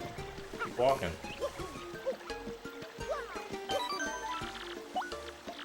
Come on, keep walking. Keep walking. Actually, if I may, real quick. Oh, this dude has really customized his avatar. Yeah, he went a little too far. He got the day one patch, and like the new, he got the pre-order bonus. The GameStop rewards, remember? Got like a shitty French accent. Abandon this dullard. Is he talking to Goombella? Yes. Oh, man. You disco wannabe. Take a hike, bozo. Disco stew. That John Mulaney bit that's like, Tiger Woods' wife says, beat it, bozo. First of all, no she didn't. That's a really good joke, actually. No one's called anyone a bozo since 1945. No, my goal, okay, so my goal is at some point, well, there's a couple of goals. For one, I want to get a bunch of Pepsi Man merch. And just, like, have the background be a bunch of Pepsi merchandise for my streams. The other one is I want to get a book that has a bunch of, like, old lingo from, like, the 20s and 30s. Yeah. And just start learning and using that in real life and trying to bring it back. I like Kerr. Kerr? Kerr is much older than 20s or 30s. Yeah, but I just like old insults. Back Kerr. Kerr. Back Kerr? What's back Kerr? Like you're like holding it's like stay back sluts. Oh, stay back. It's just stay back sluts. Right. Hit the button wrong again. I couldn't tell if back Kerr was like just like sweaty back. Yeah. Or like, what's the That's not disturbing. This is disturbing. Hello, SpongeBob. My name is Pat. Hello, SpongeBob. That He's scene's talking with his back muscles. That scene's so fucking funny. My name is Bad, which means he's always had that ability, but he's never had a good excuse to bring it up. Yes. And he didn't want to shoehorn it in. That means that I want to say that the writers just knew that he could do that. I like to think that disturbing was his Manchurian Candidate buzzword. Yeah, probably. As soon as anyone said disturbing, he just knew to do. He just remembered that he could do that out of nowhere. Oh man. But yeah, you want to talk about Mario again, or we're gonna keep talking about Pat back? Yeah, no, I definitely get the new Super Mario's thing. That's like where they introduced like the Mega Mushroom, right? Yeah. On the DS. Yeah, so New Super Mario Brothers was the one where it introduced like the Mini Mushroom, the Mega Mushroom, the shell upgrade. Yeah. Like the blue shell. Not like the Super Mario, not like the Mario Kart one, but like it's literally just a shell that you could. Shell was broken. Shell you could speedrun levels because anything you ran into just took damage. The only thing you had to You're worry just about. in a blue Koopa shell. Yeah, you just had to worry about falling off a cliff or bouncing off of something because then you had to turn back into normal form and turn around. You can be a little like you can be coy. I may have heard of it. I think I heard it. Hooktail's brutal flies. Fly by snacking. So you're gonna do this thing. No, Okay. I'm too tired. Are you gallant enough? Here's off to are you gallant here is off to wrap it up. This does sound promising. You say after going, wait a minute, I don't want to do that. Shower you with gratitude. You're one of the few Koopas that Mario didn't completely annihilate just by meeting your body with the bottom of his foot. Yeah. Yeah, no, I like the new Super Mario one. I like the mini shroom. I like the mega shroom. You've played through Super Mario World, right? I was about to say that's probably my favorite one. Yeah. The Super Mario World. To me, it's the original. Even though I know there were ones before that. To me, that's like a quintessential Mario game. Right. I've been playing through a bit of 3, and I don't know what it is, but like, he's so slidey. Very. He's very slidey. His And physics are so fucking weird. I'm not good at it. Yeah. So here's the thing. Like, Super Mario World was created as a way to like, Mario World was created as a way as like the alternative to Super Mario Brothers 3. The alternative. Yeah. So So the original Super Mario Brothers game is a hard game. Lost levels, harder game. Super Mario Bros. 3 was also intended to be a hard game. Super Mario World was intended to be an easier platforming experience. So A that's lot of it's pretty hard though when you try to find like this. If you're trying to find the secret exits and all that stuff, Yeah, it can be kind of like non-intuitive. But was- in terms of actually like it's the skill of the accessibility. platform. It's about accessibility. Like, okay, you what can do you get mean? into the game, Okay. and you can probably beat it. It's just doing all 96 exits Well, or whatever it is. Even like Super Mario 3 kind of does a good job of that because we were talking about how like I was so surprised after coming off of World because I replayed it recently how short the Super Mario 3 levels are. But granted, I've only played through like 1.5. They're worlds. fucking hard though. They're short. Though. Like, They are short. Or is it one of those things where the navigatability is not that hard? It's that you're trying to do it in a body that is not built to navigate. It's like like- because he's so slidey and so weird. Like Right. I don't know. Was that made for the point of making it difficult to traverse, or was that just how it was? I think it was a little bit of both. It was like they just wanted that sort of thing. Because I will stop and then land and slide into Goombas constantly. Or I'll try to land on someone and misjudge how far the jump is, and I'll land on the side of a Goomba. Like, I'll land right on the... Here's the Goomba, and then I land right on the side of him rather than on the top of his head. Even Right. though in my mind and with my hands, I was doing the same thing I've always done. Yeah. No, it's okay. Because it's a different engine. It's a different word. It's different physics. It's different... Like, he doesn't move the way he does in World at all. Yeah, exactly. It's a completely different engine. So that's the big thing about it, really. I'm trying to super guard because I'm an idiot, but there's just too much delay. I can't. Didn't they say 2016 or 2018 or something like that? One of those years. Like the year of Luigi. Yeah, we're talking about. We want to talk about your Luigi. And, well, I'm just asking, like, that was a thing. That was a thing, yes. Wasn't it like So the thing Nintendo's is- least profitable? Yeah, your of Luigi was like Nintendo's least profitable year. What do you expect? Like, that is the most Luigi thing you could have done in a year of Luigi. I can't be the first person to make that joke. I think the funniest part about it was that the Year of Luigi got extended into another year. They extended. The Year of Luigi was 2 years. Look it up. Like the Year of Luigi was actually just 2 years. Because they released like Luigi's Mansion Dark Moon, which people didn't like. Well, some people didn't like. I can't speak for everybody. But Dark Moon, like, wasn't a great game. There was a bunch of problems, like everything that came out that year. They also just didn't put out that much. They put out, what, New Super Mario Brothers Deluxe with Luigi. So New Super Luigi Brothers Deluxe or whatever. There was like a DLC where you could play through the whole thing as Luigi. Yeah. Yeah. And that was like, everybody was so tired of New Super Mario Brothers at that point. I just googled what was the year of Luigi, and the Google generated answer was 1983.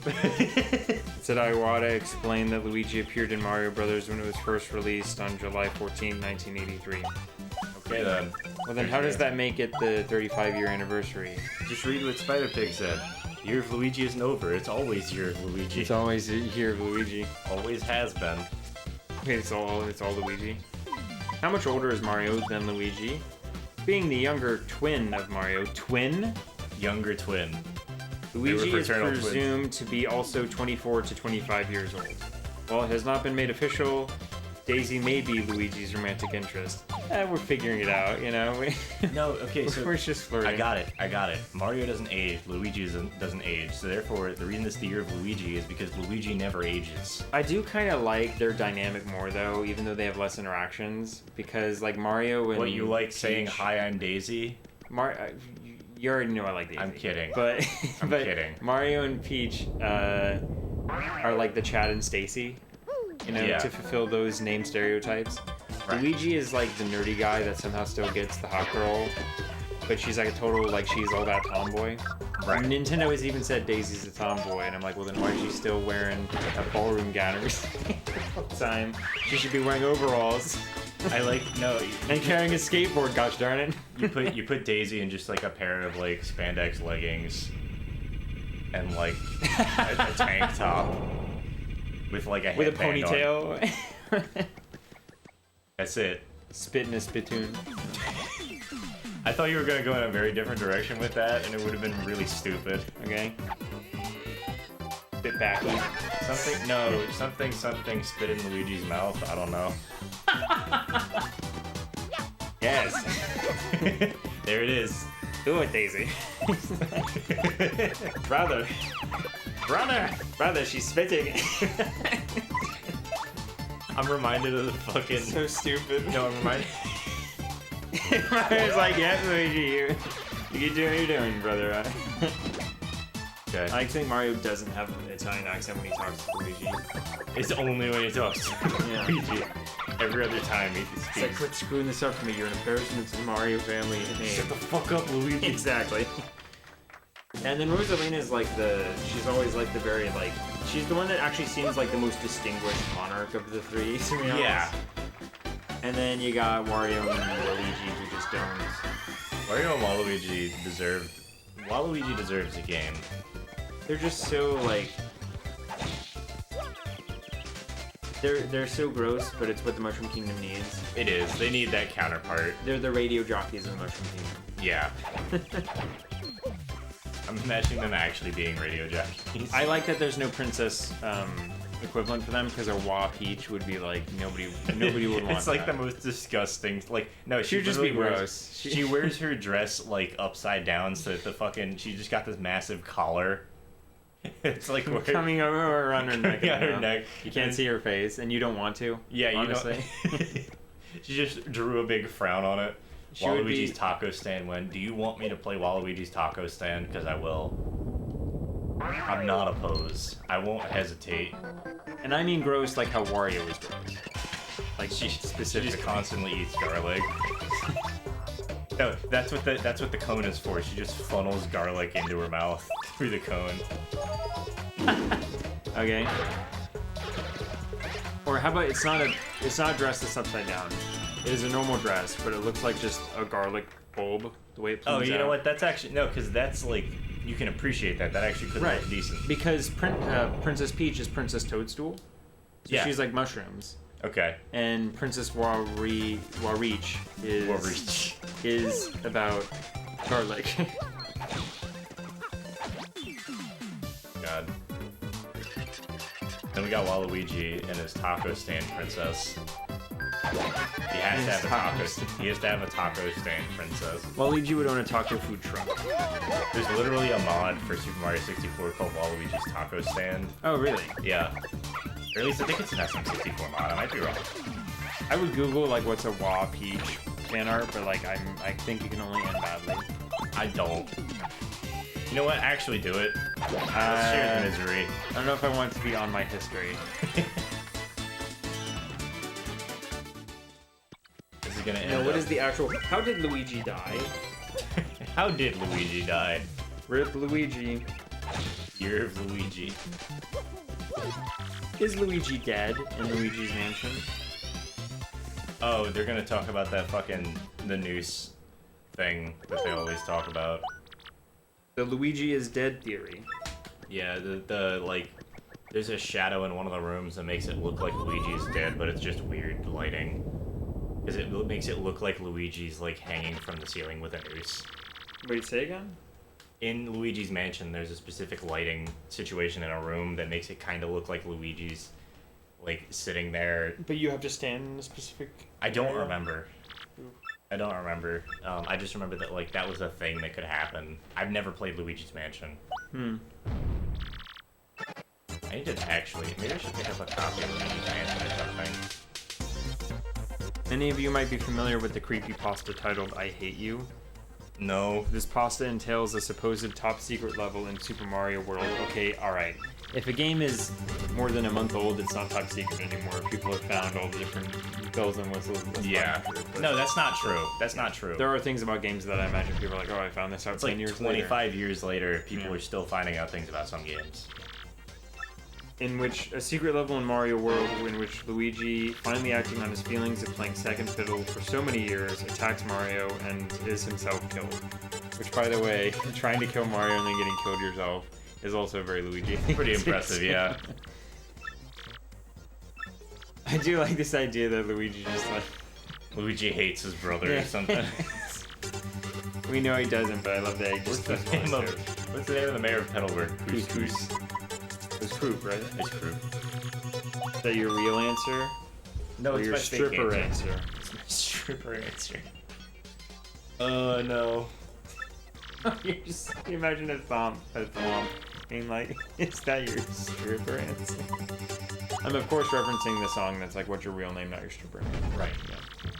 Just so people didn't think I was just pulling that out of nowhere. No, you should just I never have to give explain. context. Yeah, I Never wanna give context I unless now, somebody asks. because it's a stream, I now have to explain in media res, like, what's going on in my brain. How can one get from Pedo Meadow to Road Coat? Hello, Meadow. Pedo Meadow Road Coat. I can't believe I actually got all those right first try. Because you get like 7 or 8 questions, and you gotta get 5 of them right.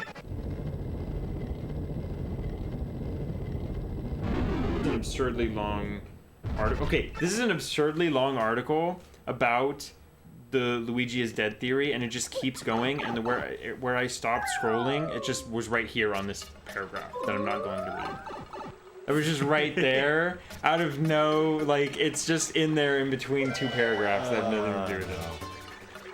Yeah, there's multi-bounce, that's good. I wish I was go-kart racing, like in real life, or like, but...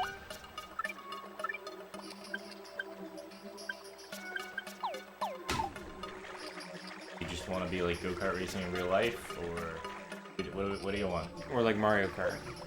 Like Garfield Kart. Okay. Like, I'm cool with either. Let's not get on the... We can go play some Garfield Kart. Oh no.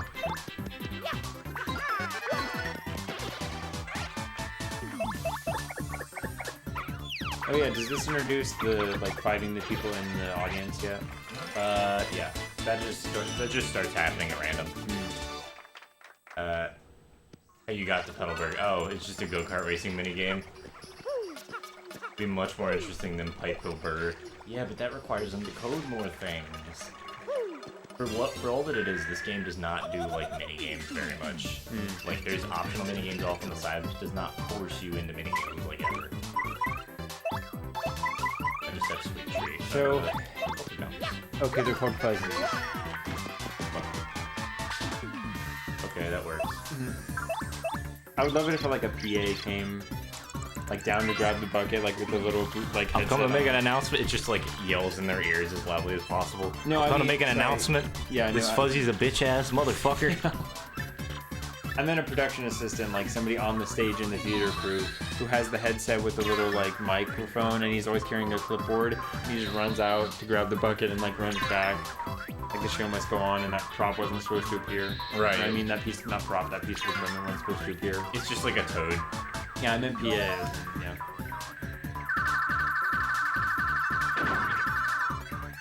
I just Since missed when time can now. they use a fire flower? Actually, that's a good point. I have a fire flower. Fuck you.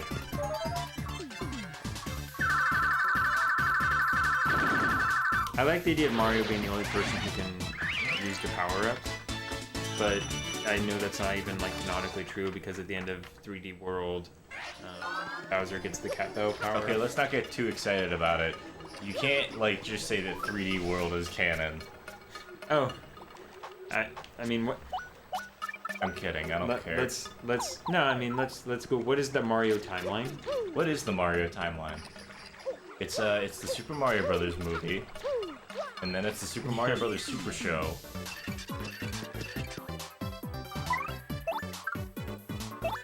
God, I wish I could have played these dudes.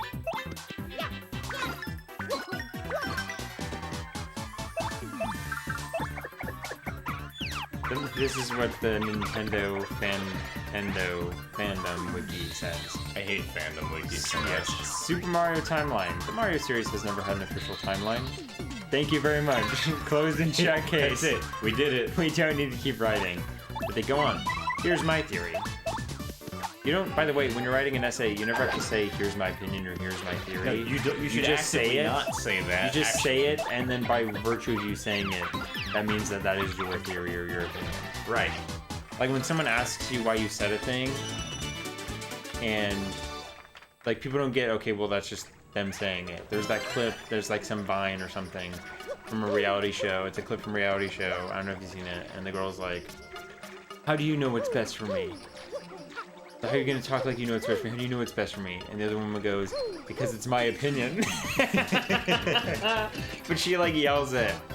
And people forget that, like, just because you don't say, well, it's my opinion that, it's like, it's not my job to preface. You know it's my opinion because I'm the one saying it. You know what I mean? Like, Right. there is that layer of, like, you don't have to say, here's my theory. It's like, yes, we know it's your theory. You're the one saying it. Yeah, like you can just say it.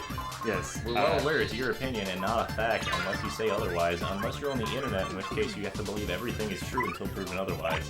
You can add your own games to this timeline or create new timelines based on this one. And they've sanctioned it into the infant era, the employment era. I'm sorry. There's eras. The infant era, The infant era. employment The era. employment era. They skipped some steps between infancy and employment. Man, Mario's been working all his life. He was like, he literally like got out of being a baby, and then Mama Mario, that's her last name by the way, just went up and was like, all right, Mario, you gotta start working for us. We're a little bit poor, so you gotta start working as a plumber. You gotta get employed. You gotta get in good with the plumbers We got guild. something stuck in the pipes, and he like plunges and he pulls baby Luigi out of the pipe. That's I'm just like, that's how they were all born. That's how all of them were born. I knew I forgot something. The I employment can't era this really fight. is like the longest era of Mario, I guess. Yeah. Yeah, I have another fire flower. I can't flee this fight. Quick, call an ambulance, but not for me. Oh, I was like trying to figure out where you're reading that from. That's very funny. The employment era, the invasion era. What? Like we're getting into Naruto, like Arc terminology. I literally heard Naruto music start playing in my head as soon as you said that. The infancy, the infant era, the employment era, the invasion era, era of peace, and then alternate timeline. Alternate timeline. Why? No. This is so much work.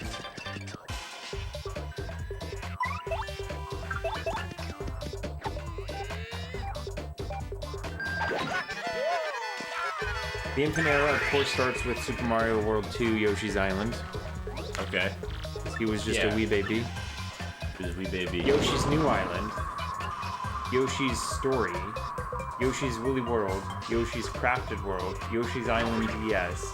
Mario and Luigi Partners in Time. In parentheses, past.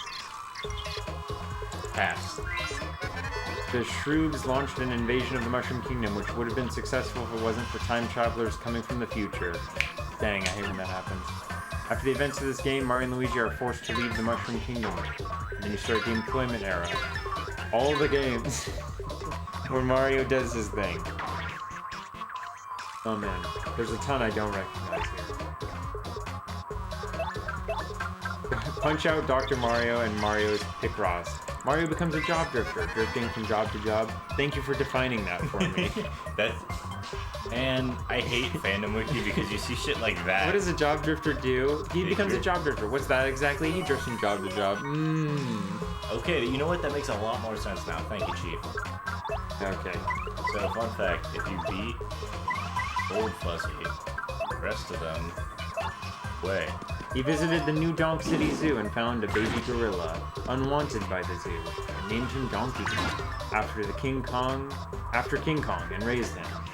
Years later, he realized he could put up his own circus with Donkey Kong as the star and make a killing.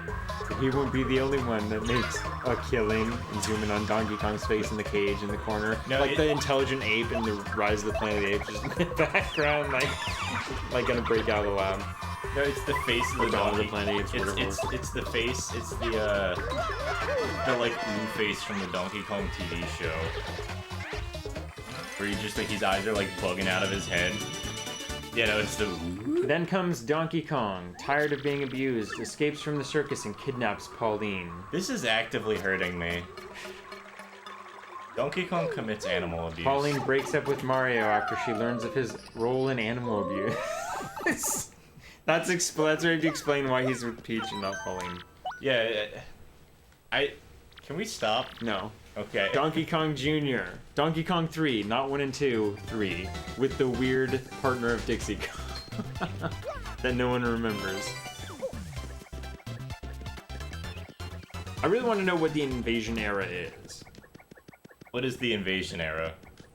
The invasion era occurs after the employment era, but before the era of peace. Well, thank you for finding. It's like this was written by somebody who was like just a fan. Doesn't know how to describe things. Yeah, and also maybe a little bit young. Someone who didn't create it. Alright. There's something very bad that there's something like just that I actively don't like about like when you can very much tell that a writer is like they have not limited writing skills. We'll call it underdeveloped writing skills. Like they have a potential they can write something really good and then they write something that's just really confusing. Like why did you need to describe this?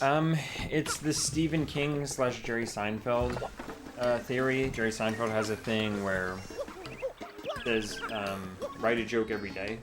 Yeah. Like if you write, or if you want to write a story, write a page every day. As opposed to Stephen King who just goes do cocaine.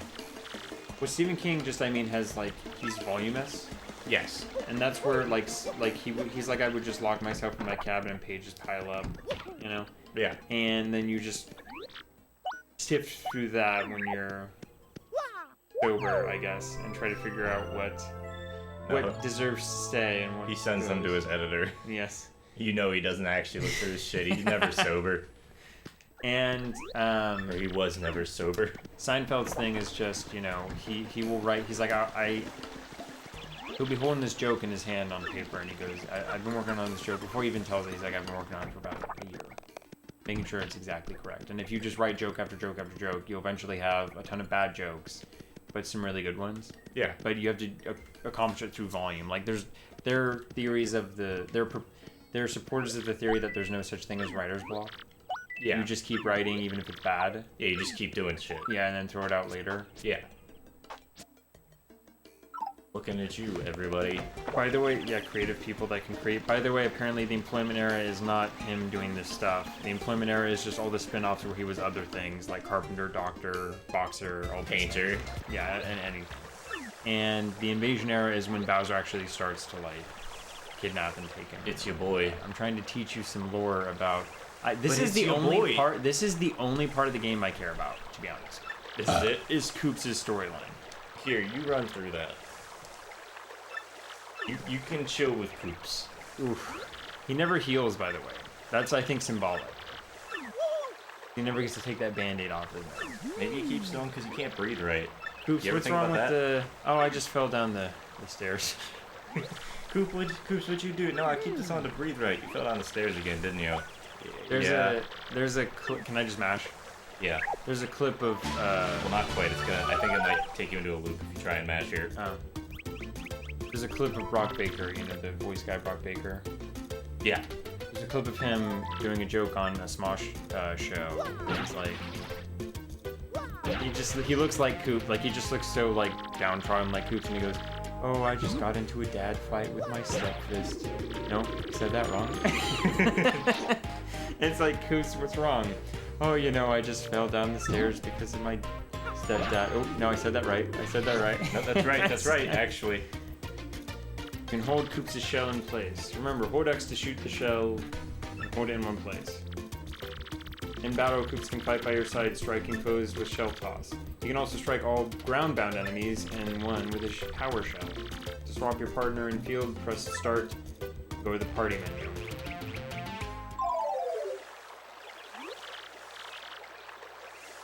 Okay, Mario, let's get going. Oh no. Oh no. Oh no. Concern.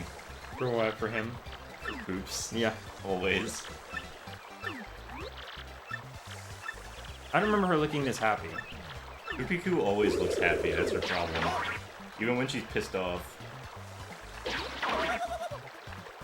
Oh, I hit A to block. But what if you perfect guarded her? You perfect guard her and she's just like, fine. No, you actually just break her nose.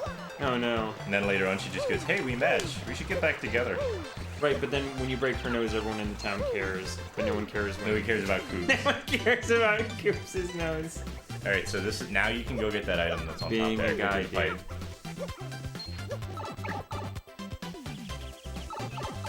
Alright. Wait.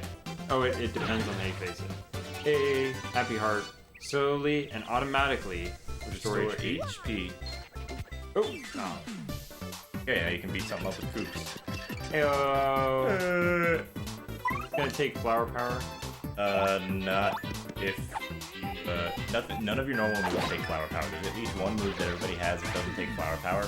Sometimes it's just not useful in certain situations. Like Koops is really bad against aerial enemies. But beyond that, he's fine. Okay, you got it. My lad. Oi, oi. Every time we do, That's every as if time we I beat lived in somebody's England and Koops- was a football fan. Oi, oi. Let's kite him around the long way. Ooh. Got him. Oop. Oi, oi, oi, oi, oi. Why are we doing Mario, this? is Mario a lad? Mario is Mario. I've been watching Joe Lycett stand up recently, and he just does the lad leg all the time. Oi, oi, oi. And he like lifts his leg. When he Alright, so here's the puzzle. Now, I once we've got the said Sunstone to... and the Moonstone. Sunstone goes in the Sunstone slot. Evolve our Sunkern and evolve our Nidorino. I thought we were gonna evolve our Gloom. Or into Gloom. Oh yeah, Gloom into... Gloom into- yeah. Vileplume. Blossom over Vileplume. Depends. No, that's Blossom. Vileplume you want a Leaf Stone. That grass. Oh, that's right, yeah. No, you're right. That grass. The Sunstone. Ooh, we gotta have... We got glow and text. Wait, we got glow and text. Check out the glow and text. Here beginneth The path to dread Hooktail Castle. Weaklings, retreateth. Eeth, who seeketh to proceedeth, uppowereth, uptoeth, must hitteth, beswitcheth is. Simultaneously. He's spitting. Addendum. If you're a Pedoberg Koopa, huzzah! Your hold ability maketh this chore a snap. Also, I want to say, when I was young and Hold playing through ability? this game, when I was playing through this game for the first time, so you have to hit both those switches at the same time. I had to go ask my mom what simultaneously meant because they'd never given me that word. It's on every GameCube box. Yeah, that's true. I just didn't know what it meant. So it was like at the same time, and I'm like, okay, how the Right, fuck as do I if do you think that? of being like, well, you've seen the word before. It's like, yeah, it's That doesn't mean I know what it is. defined to me. No, also, it also. I don't know how to do his hold ability. I don't want to. So, hit X. Now hold X. You gotta make him not hit something. So if you like don't have Koops hit anything, includes like the rocks there. You can hold that off screen, and then you let go, and he zooms back the other way, and that counts as hitting something. Now you move to the other one, let go, and then you hit it with the hammer. I just had to have faith that I would hit it at the right time. That was Yeah. like the arrow puzzle in Breath of the Wild. Just like I'll just jump and shoot and hope that it hits the thing, and I hear the click. Right. Carry on. So Well, I want you to finish your story. The other problem with this was like I knew what simultaneously meant, and then I just had the fucking short-term memory of a walnut, and couldn't remember that there was two switches. So I kept walking back and forth between the two switches, going, "How am I gonna be able to do anything like this?" How old were you when you first played this game? Like 5. Oh wow. This was one of the first games I got for the GameCube. Oh cool. This and I think Sonic Heroes. Mine was Lights, Camera, Pants. That's a good game, actually. Oh, really? Okay. It's not a good game, but I like it. I don't remember it very much. So now we're in Hooktail Castle. Save. I remember it being a worse Mario Party. Yeah. Oh, actually, Mario Party 7 was my first GameCube game because it came with the GameCube that we bought. Mario Party 5, I don't remember if it came with, but I remember playing it a lot, and everybody goes, "Oh, it's so slow," and I'm like, "Yes, but I have nostalgia for it." Also, there was a really cool kart battling system that took way too long to do right, but it was fun. But yeah, that game was way too slow. I do want to play Mario Party like the first one because I don't even know what that is. Prepare your hand. So, actually, I was talking in a Twitch chat with somebody about this the other night. So the original Mario Party, Mario Party 1 was an N64 game, and the problem was almost every minigame involved spinning the analog stick. However, it's an N64 controller, and the analog sticks weren't particularly good. So the most optimal way to spin with it was to hold the controller, the center grip of the controller, with your one hand, and then slam your palm down on top of the analog stick and do this, and just spin. It got to the point where so many of the minigames did that. You don't technically need Koops for this, but it's basically... Yeah, but it basically has to be tasked. Yeah, it's super hard. So you can technically do the switches without Koops. Switch. Oh, But it's almost impossible. It's really difficult. got HP plus. Oh, I thought that would be an actual way to like traverse. No. Poor Coops. The AI does this a lot. It's really funny. I and do like him a key. lot, though. So go to the left, go back in. You saw that spring? Can you just hold it with... Oh! I thought you could, like... You know you can carry springboards? You can't. No. That's a healing thing. You pay 6 and then you heal full and get full FP. Oh, you just pay 6 coins and it reloads. Yeah. Gotcha. They do get more expensive as the game goes on. What was I gonna say? Shit. What was I talking about? I don't even remember. Oh, right, Mario Party. So Mario Party 1, almost every minigame was designed around that, like, just spinning the analog stick thing. Wow, almost everyone. Almost every one. Maybe So we it got should to do the point- 2. So people sued Nintendo because they had scars on their hands from doing the Mario Party minigame because the only way to do them was spinning the analog stick. Oh. When you just stopped when you realized... No, people are stupid. Also, you're gonna get hit here. You can block that still. You can hit A, right? Yeah, you gotta hit A right before it hits.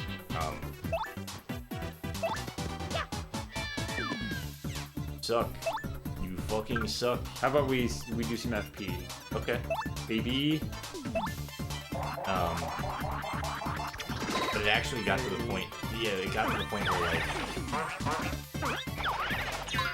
There you go. But it got to the point where Nintendo people were suing Nintendo. I recommend multi-bounce because it'll knock them on their ass. You actually gotta hit A. Believe it or not, I did.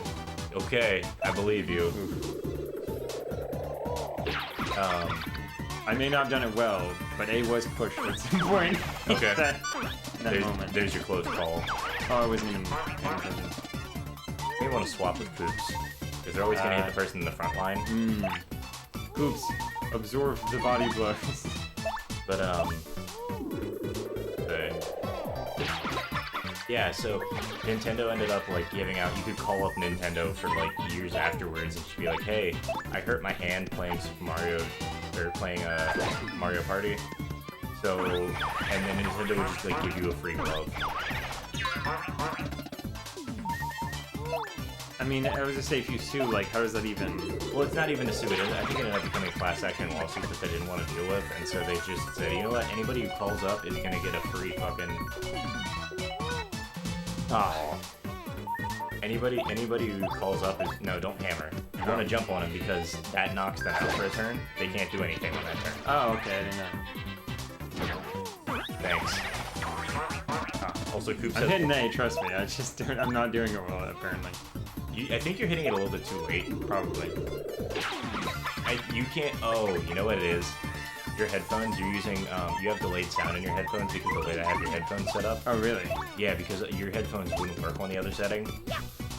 So I think that's what's messing up, because if you're working off the audio cues, that's not going to work here. And also the video's delayed. This is my first time. Yes. Well, it's part of it too. But like, I think that might be part of it, because like a lot of the time you'll just start subconsciously working off the audio cues. Alright, so you can upgrade your health if you don't. Are you going to be playing this, or do you want me to play this more? You more, definitely. Okay, so FP. Okay. Otherwise, I would say HP, but I can definitely handle Hooktail on like 10 HP. Oh, at least they give you HP afterwards. Yeah, sometimes they do. Some hizzle pizzle. Some hizzle pizzle. Pizze for the pizze. Pizze. I'm gonna go piss, and I'm gonna go grab food. So Okay. I think we should. As soon as I land this sweet. Oh, that was just to leave. Sweet. Was that just to leave? That's the lead, yeah. Oh, okay. You gotta go back up the spring. Alright. Yeah, alright, cut it. Cut the footage. Cut it, and we'll just meet you back up there. Seriously though, I think we're gonna take a small break. We'll just leave you on Mario. Nice. I was gonna like go over to the be right back screen that I always use. Like they're not gonna see this. I can make them see this. Do you want me to? Or just until you go to the Be Right Back screen. Okay, cool. This will just be the last image we leave you on. Alright, so quick break, maybe like 10 minutes or so, hopefully less, but 10-15 minutes tops. I'll put this on the Be Right Back screen. But yeah, I'm gonna go. No, get you're food. fine. Either way. I'm gonna go get food, and we're gonna go take care of bodily functions. Okay, we're back. We're back. We got food. I apologize that took so long. But I'm gonna eat, and I'm just gonna let Luke play for a little bit. Oh dear. And talk about shit. I'm gonna eat. Don't. I'm gonna eat. Hey, boys! It's your boy. Let's see some hype in the chat. This is how Twitch streamers talk. Yes. Yeah, it actually is pretty close. Be a little bit more bravado, but like that's pretty much it.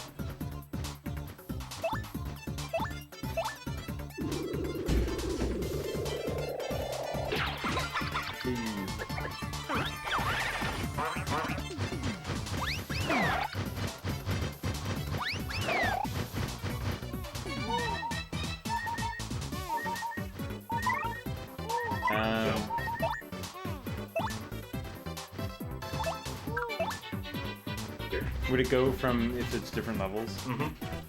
Okay. Like my headphones. Oh yeah, use that headphone so I can actually tell them when the sound is happening. Yeah, so Luke's headphones have an absurd delay on them. It's like a solid half second. Yeah, so if I just out of instinct do it by sound, it's not gonna work out. Oh, I still messed it up though. It's okay, you got one. I want to switch it. Oof, guard. Oh, I don't think I can. They're gonna multi-bounce. You can multi-bounce because then you hit him.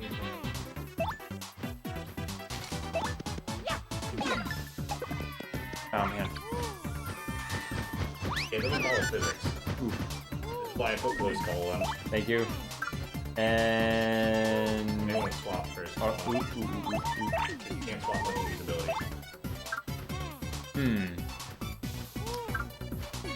I guess I have to hit the one that's aerial. You can't really hit him with troops. I would say jump. Well, he doesn't have jump. He just has shell toss and Right. power shell. Mario. You can't really hit anything in the air. But Koops has to go first if I switch. Right. Yeah. But he's also tanking for you. So what am I doing here? I can't do power shell until they're all on the ground. No, you can. Alright. I would just honestly shell toss unless you like really don't really want to use XP. Yeah, so I see like he just really doesn't do well against Anything aerial. no, not at all. So if you normal jump on the Koopa's head, on the He'll come down. He'll come down, and then the second hit will knock him into stun. Let's see how this goes though. Yep. Okay, he's down. Now he can only hit Koops, who only takes 1 damage because he has a defense.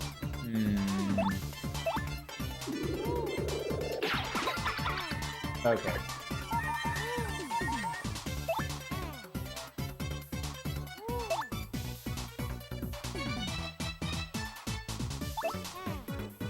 Do we want to blow all our FP on one normal battle?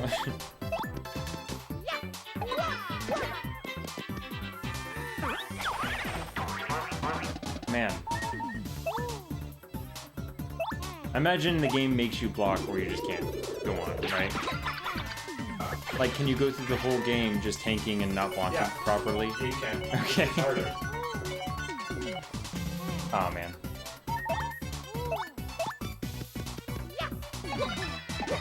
Ooh, got him.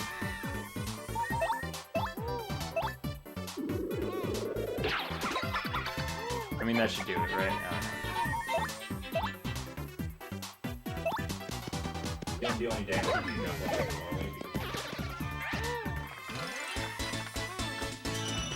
This is me after a fight, just completely winded. It wasn't even a fight. Okay.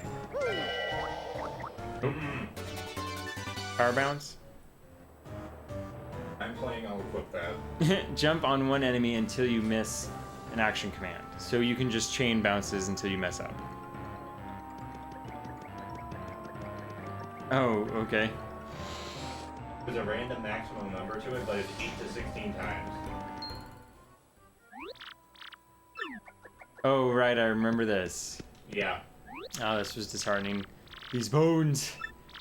They remind me of my father. There's no doubt about it. It is my father. Day with the multiple A's. Sounds like dead when you say dad, elongated. Yeah, I got really sad the first time I played this. I legitimately thought, because Koops is the, yeah, read it. Yeah, again, he's getting somebody else to read something for him. Came to the castle to destroy Hooktail. Yep, and I'm stuck and I can go no further because I have died. He's already writing it post-death. In this letter I shall note Hooktail's weaknesses for those who follow. The dread Hooktail cannot tolerate creatures that begin with her and then with icket. Fire truck. Yes, it's just fire truck. Hidden somewhere in this castle is an item related to Hooktail's weakness. Can't stand the phone reception of Cricket Wireless. My son, Colorado. Yeah, it's Colorado. It's somebody's father is the problem. It's still someone. Everybody's someone's dad, you know? All Well, these skeletons are somebody's dad. Yeah, you just gotta walk up to him. Little bitch. Larf, harf, harf. You don't value your lives. Yeah, I mean, look at what I eat, dude. You go no further. Nothing but bones. Oh my gosh.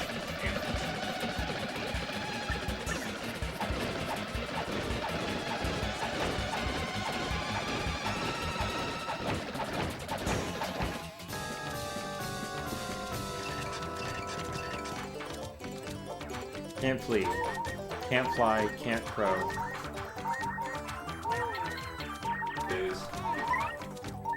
Okay, I'm thinking we're gonna want a power shell right off the bat. Yeah. Dull bones. Not dry bones?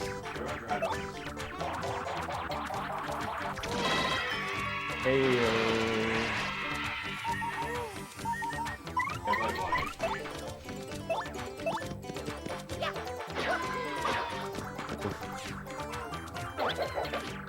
Oof. I died. You died. Go do that fight again, and the fight before that again. I would just dodge better. And I mean before going into the random encounter. Oh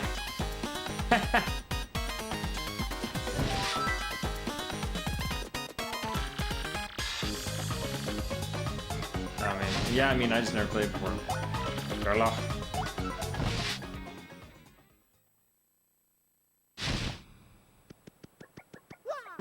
Hey. Did we heal? Wait, do we have to do the level up all over again? Uh-huh. Ah. I'm gonna go for more HP, go for it. But you gotta go get EXP plus video. Oh, that's all good. Technically, you could have just equipped that. Oh, to heal? Mm-hmm. Oh, I forgot about healing items. There are healing items. Or... Oh, dang, I was trying to, I forgot that there were, things you have to step on and jump across. I was trying to swoop under the bridge and then land on the cart platform. I feel like that solved a lot, too. Because you'll just be stuck on that side. You can't get any off of that island. If that's even possible. Anyone ever looking at Paper Mario Softlocks? Because Oh yeah, dude, that is there's a dude called Strider 7X Strider 7X. on YouTube. Alright. He does nothing but just like crazy Paper Mario things. It's Paper Mario 64. Oh, okay. 1000 Year Door, but there's a bunch of people who also do like 1000 Year Door like glitch thing effectively. It's also bringing back my knowledge of the Super Mario World cape. I'm also not the best at using. Cape is kind of broke. In that game, and so was the spin jump, to be honest.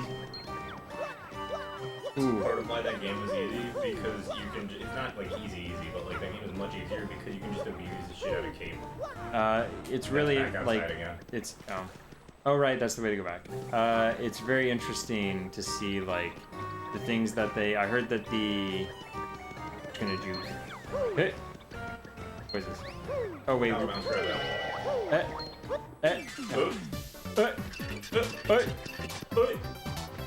Yeah. Okay.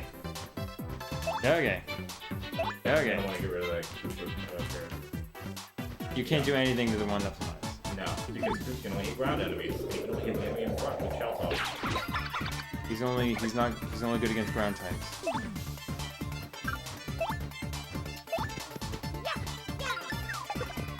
Alright.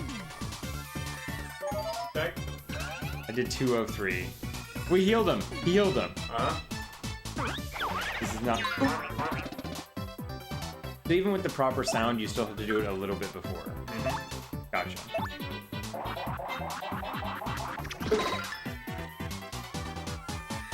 So is that really just saying it did 1 damage to them? Yeah. Gotcha. We've no FP.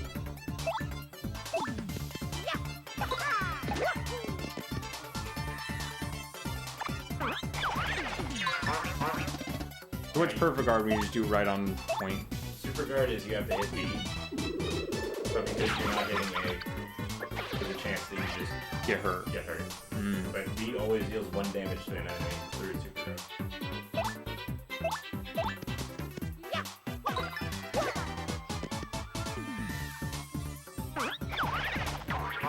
Oh, I tried it that time. Heyo. Does it have ways to like spice up? And I imagine a lot of it is just like in the new companions that you get to travel with, but like do they have ways to spice up the combat so it's not just like, okay, this thing and this thing? Not that like you would get sick of doing the same, it's like the paper. Get sick of doing the same. I didn't even realize that that was an attack. I was just interested in the fact that they all went flat. Well, sometimes it's an attack against them. Sometimes it's attacking against the enemy. But yeah, they do occasionally spice things up. At one point you get a move called Hammer Throw that was literally the two-throw your hammer. Nice. Things in the air. A lot of swoops that you can't hit at all because they're on the fucking ceiling most of the time. Oops. Oh, there's like the bats. Yeah. Oh, okay. Oh, well, I accidentally attacked. We can take one. Definitely take I one. was just hitting A. I was actually trying to go for FP. That was me hitting A. I wish you had that thing. I wish you had like a Like an input display. that so you could see that I actually am hitting it. So there's no doubt that I am doing I it. heard it. I heard it. You're Okay, level up means I get to do this again. good. Hey. Hey, because I knew to do it before that time, and now I can spend all my FP. All of it. I eat all the cheese. The power shell honestly is not that hard. No, it's not. Coop's moves are, for lack of a better word, piss easy. Yeah, that's fair. Oh, now block. Is POW blockable? No. Alright, so you can item too. You want to just pow block them all and then they all get stunned and you just have a free turn. Ooh.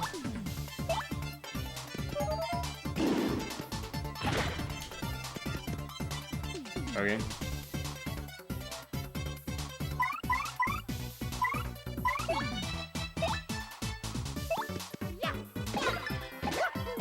Why is breakfast food so good? You know, some say it isn't, and I don't trust like that. And I don't trust like that.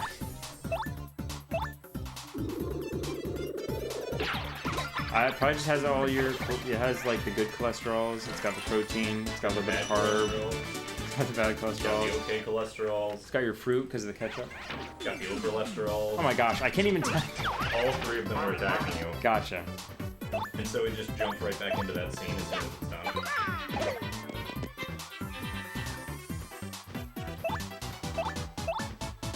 Pretty close Pokemon. If you were to like back out of Pogo when you're going and jump immediately back into it. Like if you were in the middle of catching a Pokemon or something and then you like backed out for 2 seconds to respond to a message and It then would came freeze back the in. app, but then it would keep the same trajectory of the ball. Yeah, yeah. Oh, he can't even shell toss. Oh, he can't do anything. He can use an item and heal Mario. Oh, I used it on the wrong Use it on Koops, dude. Koops is a selfish little fuck, huh? That's how we're RPing it. Oh my gosh. Alright, I'll have Koops heal me next turn. Or right now.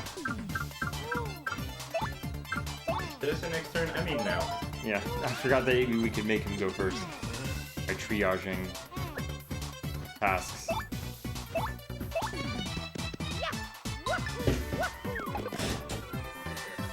Sonny, you're gonna think you suffered enough. Please, relief. After I get this, after I prove my slot prowess once more. Alright, just take it away from me. I don't even want to. Yeah, you gotta finish it. Alright, I'll put him out of his miz. All it is. Out of his Les Mis. Is. I should have hammered him just for funsies. Does hammer do more damage? No, hammer deals 2 damage in 1 shot. Jump for One across damage two. For 2, yeah. This is So when you get the essentially, action. they're point. Not quite. There are reasons that you would want to use hammer over other things. Oh, Dealing yeah. 2 damage in 1 shot means that you go through. You should have this back as well. Yeah. Oof. Dealing 2 Really damage- squeezed my nog. Yeah, I keep them a little tight. But yeah, dealing 2 damage in 1 shot means that you can keep your defense. Means you can keep your defense up. Or like you can get through enemies that have like a defense of 1. Because if you try and jump on them, it's just going to deal 1 damage each time, but then that 1 damage is going to get canceled out by the defense. Oh, like if they have like DR. Yeah, yeah. Power bounce. This is why I bought the honey syrups.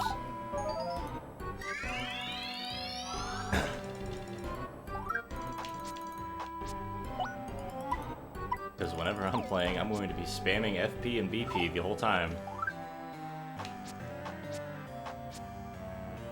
Well, I think I want to go out for this next fight.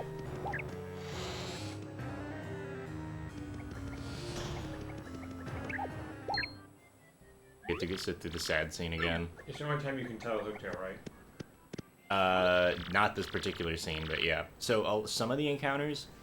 I mean, when you finally fight him. Some of the encounters, if you don't tattle them, frankly, will have their info in like the trash can at his house. You can just dig through it and find a bunch of the old bosses and things like that, or like some of the unique monsters that you can't find again. Frankly's house? Yeah. So it's up at Frankly's. Alright. Gotta go find something that generates the sound of fire trucks so that we can stop Hooktail.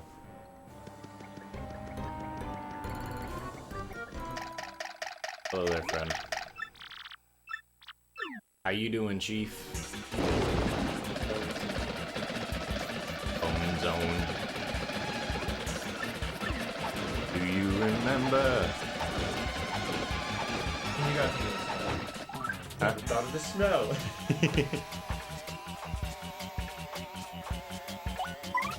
I like how it swaps Coops back out for the cutscene. Again, your party. Okay. Fireflower should work here. I don't think they don't take fire damage or anything. There we go. You can tattle the dull bones later. Do we want to go for full tattle? I don't think we should, because that actually requires us to go into Pit of 100 Trials.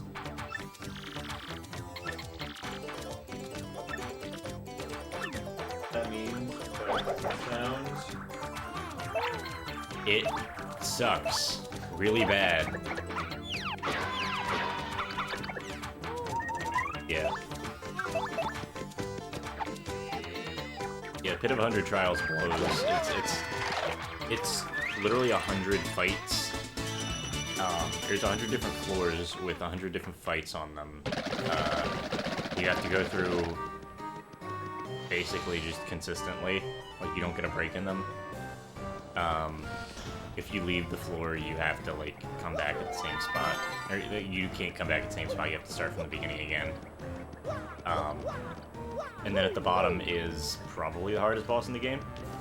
He's optional, but... Holding optional. Huh? The whole pit's optional, yeah. Whole pit sounds like an arc of One Piece. And Whole then pit? any random phrase of word sounds like an arc of One Piece. There's a lot of things that sound like an arc of One Piece.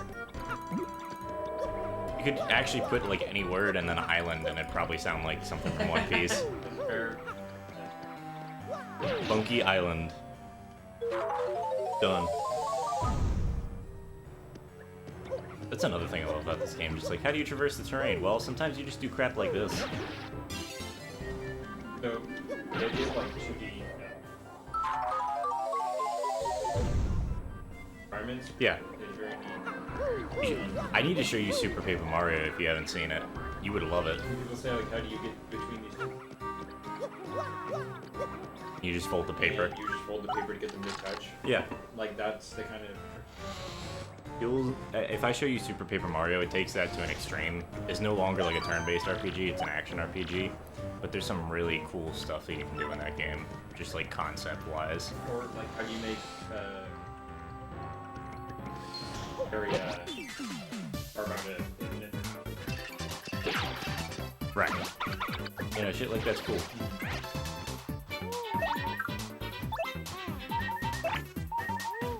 Okay, what's the next one? Origami guy.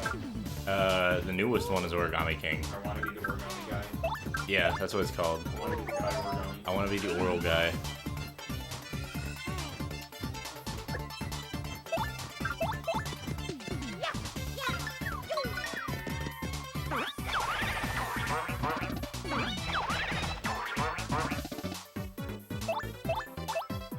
I was trying to do the super guards there.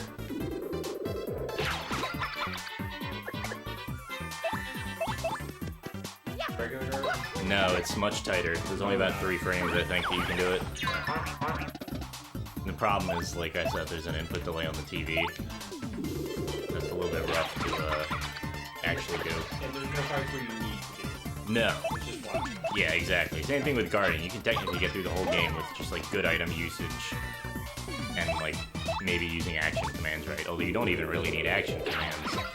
Just the game becomes a lot harder without action commands, because action commands means your hammer would deal 1 damage.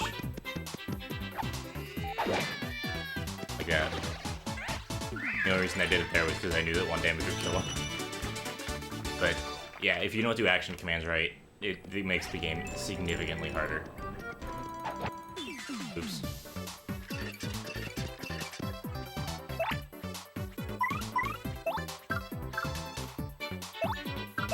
Just get the power flight. They get the ability to lead the mind. What else? I mean, if that's what you've done your whole life, what else are you gonna do? You know? Some have succeeded.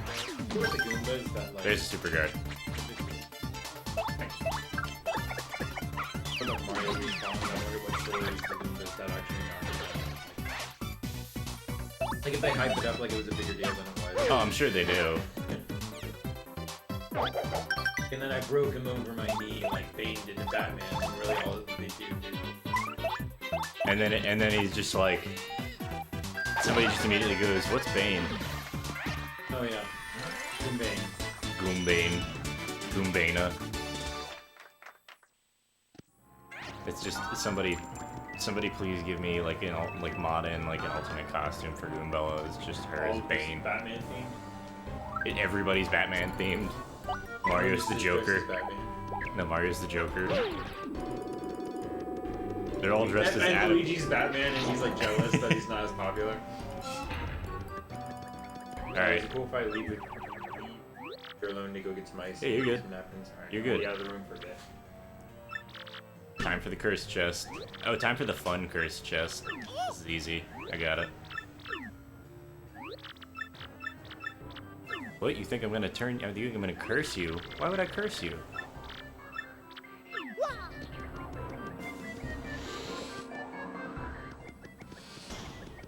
Now it's time for the time room.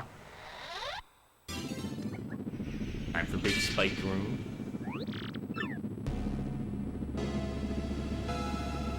I do like this room a lot. This room gave me a lot of anxiety this year.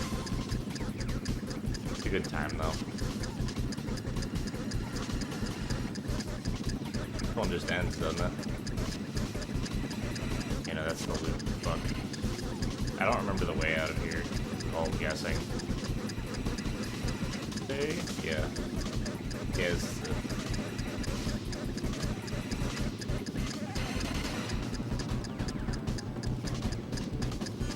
I love the suspense.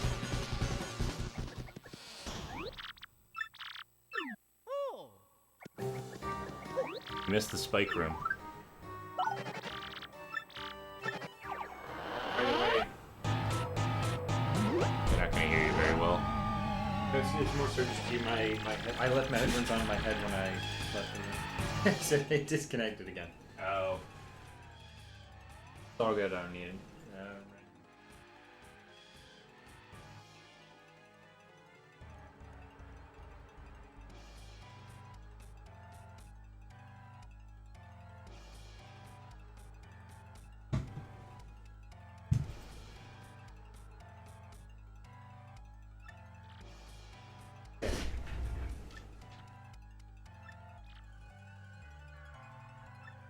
Dude's just like, hey, I'll show you way out of the castle. Just kidding, this castle kills you. No The way hotel out unless... castle? Huh? The hotel castle? Yeah. It's like, there's no way out unless you can fly. Also, here's a free curse that lets you turn into paper, and consequently, Avoid all of the traps. So I was supposed to keep him in. Yes. You can very easily escape the castle now. You understand what this curse means for you? No.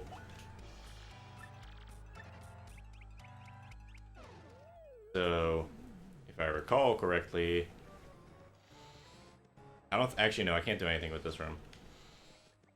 I need a much later partner in the game before we can do that. Oops. You need this though. You talking to your wife like, I can't do that right now. I need to wait for a much later partner in the game in life. I need like, a much what are you later talking partner about? before I can try that. There's things you just never do with your wife because you're like, I'm waiting for a later partner. She's just like constantly confused that like she doesn't know what the fuck you're talking about. Like every time she asks, she just gets this like shrug. Like, oh yes, I'm a speedrunner. I now pronounce you husband and first wife. She's like, hold on, wait, what? It's like, oh, too late there. I didn't pronounce it. Oh man. Very stupid. I mean, like almost everything we say is pretty stupid. Oh, you're slightly Close call P, I think. the curse of height disparity.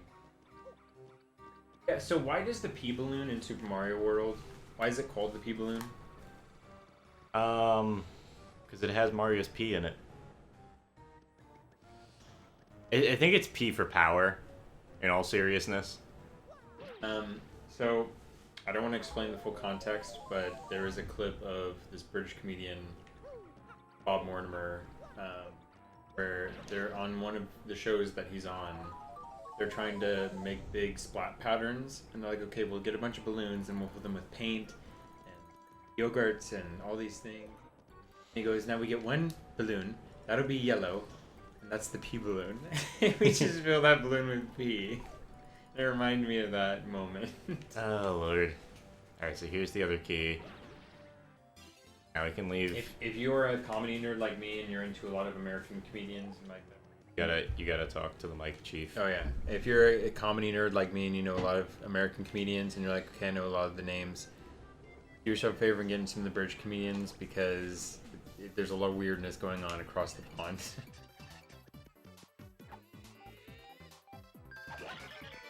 But it did happen to remind me of that. I still don't know why it's called the P balloon though. But I will say in New Super Mario Brothers Wii U or Wii or something like that. Yeah. There's a raccoon suit that is not the raccoon Tanuki suit with a leaf. It's not the Tanuki? It's not Tanuki. It is like a flying squirrel and you have the little flaps. Oh yeah, I know what and you're talking glide. about. Yeah. It's not a Tanuki leaf. It is an acorn. Okay.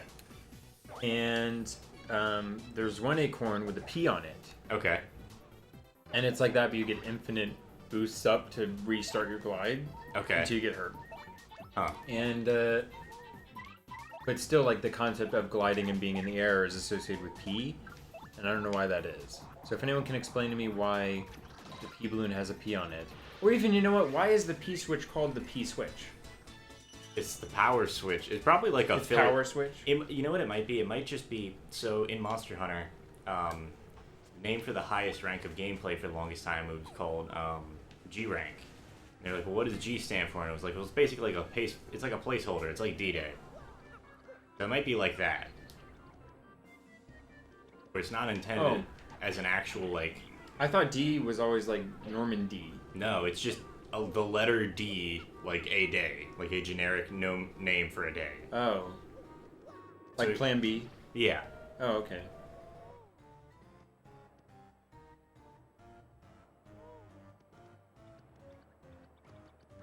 Damn. I don't remember how to actually get across there. If you can do it at all. Again, real quick, just in case we die. Health, we don't have any healing items. Oh, yeah, I'm so not used to saving again. There's so many things in older games that... Like actively saving. That you, like, actively saving, only saving at certain areas, and then especially, like, having played World and just any other, like, game recently that's old is, like, the concept of lives. Yeah. Like, don't really need to exist. No, they don't. But even in like Tropical Freeze, a game like Tropical Freeze isn't new by any means. No. But you still collect like red balloons and get lives, and I'm like, well, what's the? You just start the game again if you run out of lives. Right. Like in Super Mario World, if I run out of all 5 lives, I never really bothered to collect lives because I just run out of them and I can just start from where I left off. Yeah. If there was some sort of consequence, I would just like do that thing at the beginning. You have to run through all the turtle shells in the first world to get the 1-up over and over again and farm. Yeah, exactly. But I don't really see the need of doing that if I can just start wherever I was going from. And I did realize for the first time on this last playthrough of it for me that your score resets to 0. And so if you're going for like big money, you can't die. Then you have to just not die. But by that metric, you could also just like replay through all the levels and, like I said, just farm points. So it doesn't. Having a high score is also something like borrowed from arcades and stuff like that. Yeah, no, like same thing with credits and lives. There's like, a lot of old things that just like didn't really exist. Right. And didn't have a reason to exist. The one time where I'm saying we're returning to that kind of stuff is microtransactions in mobile games. Is like that's where there's a constant stream, like an arcade game, of input of currency. Whereas once you own a game, you just own the game. Exactly. Yeah, no. And so there's a bunch of different philosophies on what you should do. You know, what's a good game, and then there's also a bunch of different philosophies on, all right, how do we make a game profitable? And microtransactions are a massive part of why games are profitable. It's literally just, hey, what if we made arcades again? Like, at least from a financial standpoint. Even though I think it's better off to have games in the home than in the arcades. Like just for the also just for probably like a child safety thing as well. That's more what I meant when I said that comment. But I'm not saying I'm against arcades. I just meant that it was like It's one of it's. I guess I was just thinking of like predatory stuff. If that was even an issue. I like the social concept of arcades. I don't think there's anything inherently wrong with an arcade. Okay, yeah. Like, not necessarily. Like, I get where you're going with it, but like, there's good and bad and everything. Yeah, that was just one concern. That's nothing. That's not the fault of the arcade. Right. That's like saying, okay, we can't have playgrounds, because vans park next to them or something. Right. Mouse. Remember Ms. Mouse? Yeah, Ms. Mouse. By the way, total femme fatale going on with the eye mask and the high heels. Yep. No, that's her whole aesthetic. Yeah, and I'm just now noticing a really cute detail is that her tail is in the shape of a heart. Yeah. Yes, and I'm actually done eating, so I can move my chair back. I was gonna say, welcome back. Hey, yeah. Welcome to our club. Welcome to our club. Welcome Mario. Welcome Mario. Oh, I was actually thinking about that very same episode. That episode was stupid. We've been cooking in the home more, and quarantine has possibly played an effect on that, but it's something we've been leaning towards anyway. Yeah. And I was like, oh, can I have something to eat? And I just thought of, can I have something to eat? Can I have something to eat? Can I have something to eat? No. No. And it's not even the clamshell that the conch shell that bothers me in that episode. It's that it's that SpongeBob and Patrick just think that the correct response is to not feed their friend. Yeah, it's completely They blindly. actively bar him from eating when he's starving to death. Right. It's like the most Lord of the Flies, you don't deserve this. It's ours. It's like, sorry, Squidward, the magic conch said so. Yeah. We can't do anything about it. Great. Really interesting how art can predict human nature in that way, and so we have stuff like Lord of the Flies, and obviously we parody it with SpongeBob. Right. But in a way, it's both just that's how people are. Yeah, exactly. Just because SpongeBob is the main character does not mean that he acts correctly. Yeah, exactly. No, most of the time, the main characters don't act correctly. SpongeBob started the trend of the flawed protagonist. Don't at me with that hot take. Oh, I forgot he's the look at this B-boy. I totally forgot why Koops is. I mean, I didn't forget why Koops is my favorite, but I forgot that detail. It's he just styles. He's got so much swag. Coop drips like he's none schmoovin'. other. He's got the smooth. JB Smooth. The co-star in many comedy movies.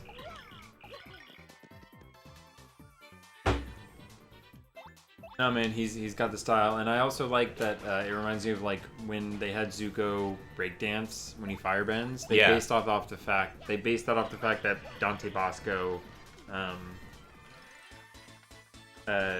break dances in real life. Yeah. And so they just had Zuko break dance as a part of his fire. It's like one of the few times they have like influence from. Usually they're very like into like I'm gonna nerd about Avatar for a bit, but they have each of the 4 bending styles is like based off an actual, Asian art form of martial arts or something like that. And I think Earth is Hungar. Firebending is Northern Shaolin. Airbending is Bagua Zhang or Bagua. Mm-hmm. And then waterbending is Tai Chi. Right. And the only one that does it differently is they brought in a whole separate Sifu to consult on Toph because they had her bend with like mantis style or something like that. Right, it was something weird. I don't remember it exactly. But it was something having to do with praying mantises. And for Zuko, it wasn't like a separate Sifu. It was just, okay, we're going to have him bend in his dancing. Yeah. And then, there is a form of martial art that's supposed to be more dance than fight, and they do that in the headband. That's like the big dance sequence between Katara I know and what Aang. you're talking about. There's a specific, like... It's not it might be capoeira, but I don't know if it's capoeira. I think it might not be, but I know that is something that gets used a lot as like a dance martial art is capoeira, but I don't really know. I don't know off the top of my head, genuinely. But I do like that they bring in the whole like breakdancing aspect of it, because it's always the nerdy guys you don't expect to be having that swag, and they do. Right. Like my boy Koops. Koops drips, dude. Koops is a firebender. Koops is a firebender. He bends fire.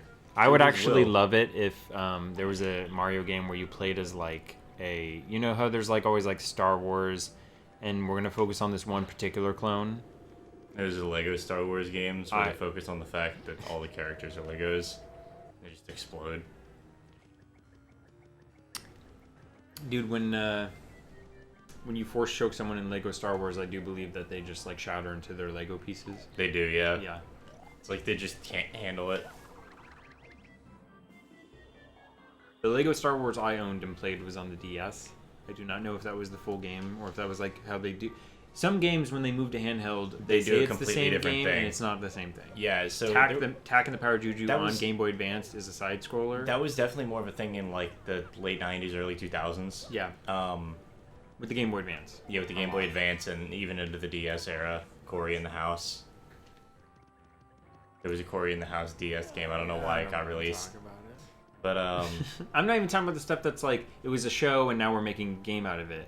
I mean stuff that's like this is just a show. Stuff that's like, okay, there is a console version of this, but the handheld is just a completely not even watered down. It's just not even the same game at all. Right. Right. Like that's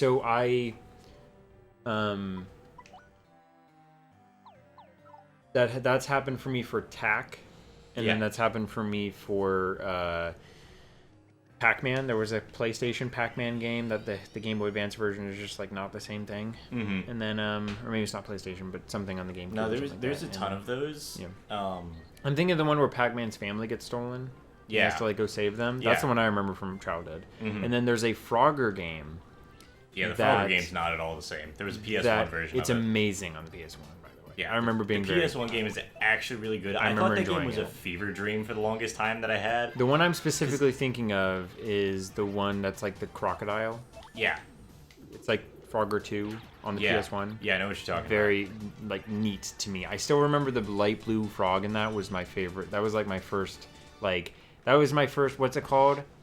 That was my first persona, was the blue frog in... Please don't use the word persona for that. By the way... There's no fur. It can't be a persona. It's a myth that the furry community is mostly sex-based. No, it's not. Yeah. It's just people who think or like to act just want to clarify. They're animals, and that's cool. Yeah. If you were like, hey, do you mean... Is this you trying to come out as a furry, or are you just... It's just me saying that if someone said, hey, do you want to... Like, there are communities that I'm definitely like, oh, man, it'd be very interesting to just go... one of the things, like, whatever, not furry specifically, but like there are so many internet communities that as long as they weren't like the bad side of that community, if you get a rough experience, that's you get any a rough community. experience. Yeah, that's any community. But there are so many things I don't know about on the internet, is all that I mean, that I'm like, I would love to just like, I feel like that'd be a really good documentary series to just be like, let's go to these communities and dispel Where's- what the myths are or debunk whatever, like Mythbusters, but for internet I community. need to find there's Yeah. a No, I don't really there's have an any. internet there's a documentary that someone made about DashCon, which was, yeah, I don't know if anybody's ever explained what DashCon is to you. DashCon DashCon. Yeah, DashCon was supposed to be a convention for Tumblr users. What's up? Oh, I every once in a while I just lean into chat to make sure I didn't miss anything. Nah, you're good. Ah, okay. DashCon was a convention that was made for Tumblr users. DashCon is it a real life event? It was a real life event. It happened once. Why is it DashCon? Why dash? Well, con because a convention, but why dash? I don't know. I put the emphasis on the wrong word. Why is it DashCon? Is what I meant saying. Yeah. Why is it DashCon? You're fine, because the whole convention was a con. Yeah. No, I don't know like why it was called that genuinely. Hmm. Maybe everybody was into My Little Pony shit at the time. I have no idea. Well, even that, like, I remember I was in, not many stories start with, I was in a jacuzzi in Lancaster, but, I was in a jacuzzi in I Lancaster mean, like once. most stories have a unique start to them. Yes, and this dude in the jacuzzi was like, he was there with his daughter, Yeah. and he was like, oh yeah, we went to, not PonyCon, but one of the cons BronyCon. for... One of the My Little Pony. It was a conventions. convention for My Little Pony, and he brought his daughter there, and because they were from like Virginia, and so they drove up to Pennsylvania. And I really liked it because he was like, I really liked. I mean, I just can converse with anybody who's like interesting and doesn't Right. have any ill will, but that was very, very nice. Bingo, and they forgot the exclamation point at the beginning, but at the upside down. But he like was just like, oh yeah, I just brought her. He wasn't a brony or anything, but he was just like, oh, I just brought her, and I thought, oh, it's just one of those things that you're just gonna take your kids to, and you're not gonna enjoy at all, like a Kids Bop concert Yeah, or something yeah. like that, like where you just see the parents are miserable. Right. And he was like, legitimately, they had stuff for all ages, and it was a lot of fun. Yeah. And there were adults that were just like, oh, I really like this storyline because it teaches this or it teaches Yeah. that, or like these things that are like, for a while, cartoons fell into a lull there where they forgot, like. There's this great Tom Segura quote, Tom Segura is a stand-up comedian. Mm-hmm. There's a great quote where, like, I don't know if you've noticed this, but a lot of comedians can tell funny stories, and it's like, let me tell you about my friend I have. Like, they even parody it in an episode of Community where Jeff does stand-up comedy, and he's like, it's crazy, but I also got a lot of crazy friends. Now let me tell you about my crazy friends, and it just, Right. like, goes off. Hold on a sec. Yeah, you're good. Keep talking. I just, it's a theme with a lot of comedians that they rely on a lot of these. It's not a crutch by any means, but because storytelling is definitely a talent, it 100% is. But sometimes it can get so... I've seen it happen with comedians where it gets so far gone into the funny stories that they tell that it's not even their material anymore. They're just Right. reciting what other people told them. Yeah, exactly. Or what happened to them or whatever it is. And there definitely is skill in telling a story. Like, Dave Chappelle can tell a story like no other, even if... it's not a truthful story, like the baby on the corner. It's never a true story. Right? And he even catches himself in the lie during the baby on the corner story Yeah. because he says he rolls the window of the limo down. He's like, it's an old limo, I can do that. And there's this great Segura quote that's like, I'm fine with telling a funny story on stage. He certainly does it in his stand-up, but I get more out of questioning, okay, well, why am I telling you this story? Right, Rather exactly. than just telling you a funny story. Yeah, exactly. There And should so be something to it. If he can branch from that story and be like, okay, so let's talk about, like, here's this funny conversation. Let's analyze that. How do people talk? What do we mean when we say things? How are, like, you can find humor in how people talk to each other. Yeah. There's little intricacies and there's little, like, quirks and isms that people do. And if you can kind of call it out, it can be, there's a way to do it humorously. And Here we go. I forgot my original point. Something. Like, if you can figure out why you're telling somebody something rather than just telling somebody something. And we were talking about something else earlier about that, and I don't Well, I don't remember why we were talking about this. So this don't kind of remember it makes the either. whole story a moot point, doesn't it? Something about if you can figure out why you're doing something rather than just doing it. Right. It's why did it start out as a jump? Because I jumped. Oh, gotcha. That counts as striking if you jump on him. Yeah, if you Nice. jump on them or hit them with a hammer, it counts. Yeah, I honestly don't remember, but something about it was something on the topic of like, you know, if you can figure out why you're doing something, or making a thing, or telling the thing, you can get a lot more out of it than just like, okay, well, here's this thing that's funny about it. Yeah, exactly. There should be And some point to it. There was something that honestly had to, you know that there was something that had to do with that, but I don't remember what it was. Yeah. So carry on. If I remembered, I'll go I'm back to it. still carrying on. I'm just playing the game, dude. Keep calm and Suck a dick? I don't know. keep calm and keep going. calm. I just want to picture a meme of Joe Lycett doing the lad leg, and it just says, keep calm and lad leg. I mean, like, you could make that. If you go find the image, there's an easy way to snip shit. I have made memes. Memes are important. Making memes is what keeps the world going in times like this. Well, I almost kind of wish it wasn't even its own word. I kind of wish we just still called it making jokes. Because it's always what we've been doing. It's just now that we have this, like, medium of it. Right. Then again, you do get a new word if you call it a different medium. A radio is a broadcast. A phone call is a call. Yeah. You know. Take off multi-bounce, put on last stand. Actually, no. No, because I want that. Power bounce. Power bounce is fucking good. Magikarp used bounce. Is that an actual thing to make Yes. the Magikarp to use bounce? Magikarp learns bounce at level 40. Okay. If you don't evolve it. In which generation? I think Gen 4 Because forward. definitely not in 3. I think it's Gen 4 forward. Because Feebas learns flail. Or no, it learns flail. I'm sorry, not bounce. It learns flail at 15. Yeah. Mm-hmm. It But I learned think it it at like can learn 40 in Gen 4. Flail, it learns at 40? Yeah. Oh, so later. Way later. Why? Because they didn't want Magikarp to be useful. You get tackle at 20. Because are there ways that people can cheese flail? Yeah, flail's actually really good if you can use it right. If you give a Magikarp a focus sash, it actually deals with a respectable amount of damage. But I think Focus Sash is a one-use It is. situation, and I don't know if it always used to be. But you can't play through story mode with that. It, normally not. Yeah. There's a lot of really good items that aren't viable in story mode that, like, you need a competitive to excuse their existence. Right. Can I say I love how Hotel looks like one of those pop-up creatures? Like, Yeah. he doesn't just, or she, doesn't just look like they came out of a book. It really does look, or I mean, sorry, it doesn't look like they're made out of paper, just that they're made out of paper. Like, when you open those pop-up books and they have this intricate, like, I've always been fascinated with the art and the origami of pop-up books, you know what I mean? Yeah. They're not just pictures that come out of the pop-up. They really do have, like, all these folds and things to them. Yeah. I really want, like, adult pop-up books. I want artists to, like, I want that medium to be repopulated. Because they have adult coloring books, and some of them look absolutely beautiful. Oh, they do. Yeah, absolutely. Really, really good stuff. At my cousin's wedding, every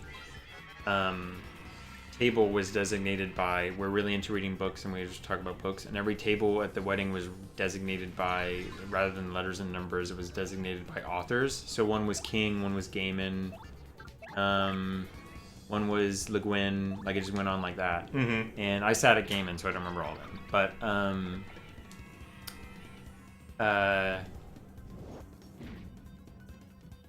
Parker, Robert Parker, stuff like Sure. that, Doyle, and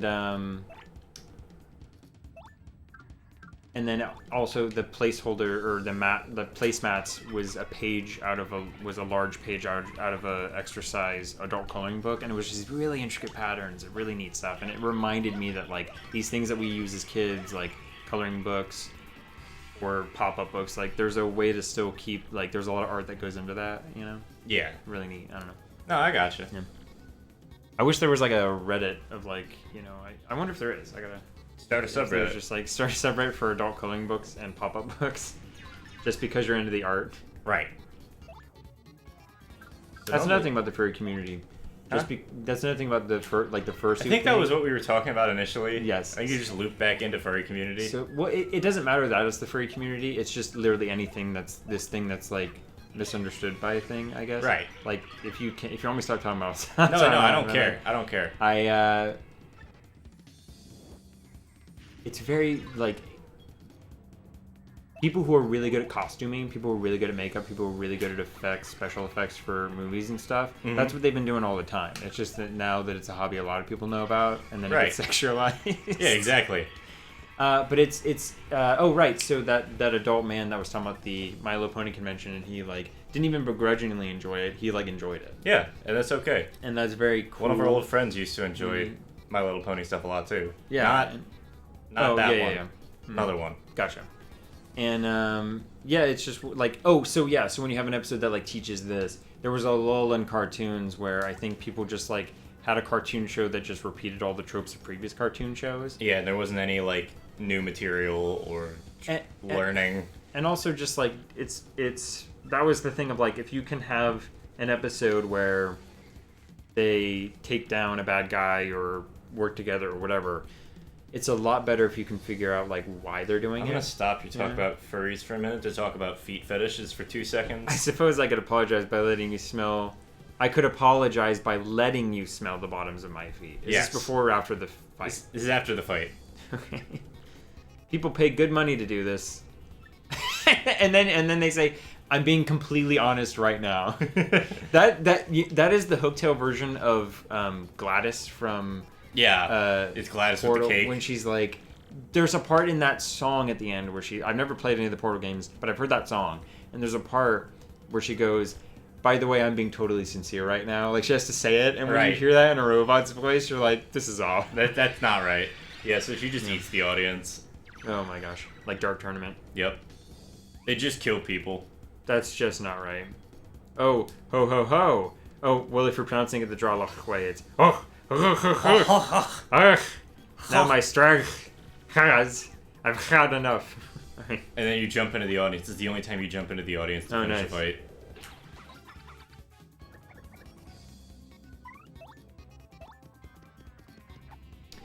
Yeah, I mean, it's not even really about furries. It's just about anything that's like, even like Sesame Street. If you watch it unironically as an adult, there's a lot of things in that, like especially like the puppetry and the things like that. Like, there's very, very interesting talent that goes in a lot of that stuff. It's just that we produce it for children. Yeah, exactly. Yeah. That we think it is childish when actually it's like people have to go to like school to learn how to puppet very well, like theater stuff, theater related school. Okay, yeah, as long as no one canonically dies in the Mario verse. Oh no, people definitely die. Okay. It's just, this game pulls a lot of, well, I'm gonna die now, and then they don't die. If you can write a television episode that kind of investigate or explain why you're having that, rather than just... Excuse me. Rather than just doing that. Pardon me. Alright, so that's the end of chapter 1. Rather than it just being for no reason, or just like, oh, here's me telling you a story for the heck of it. Yeah, exactly. This happens a lot of the time in horror. Okay, well, what's the threat? Okay, just a monster. And just a monster that chases you and kills you. That's it. Okay. Does that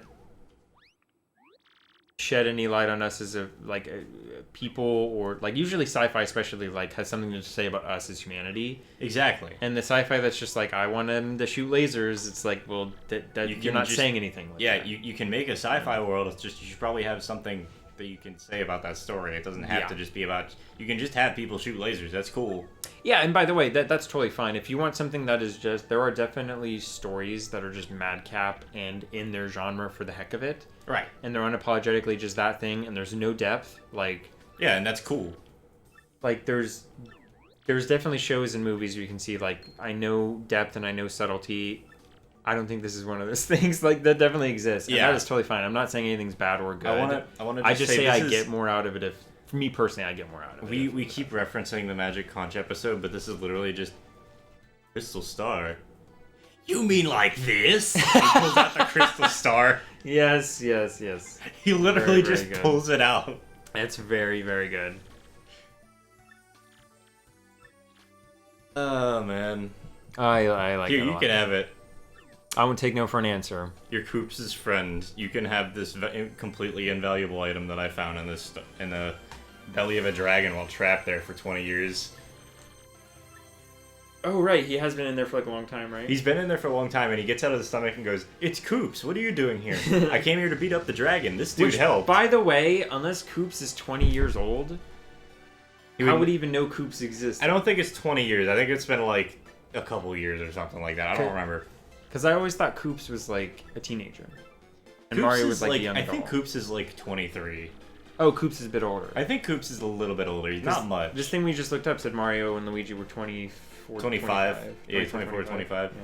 They're twins. Fun fact, Samurai Jack and Philip J. Fry are also 25.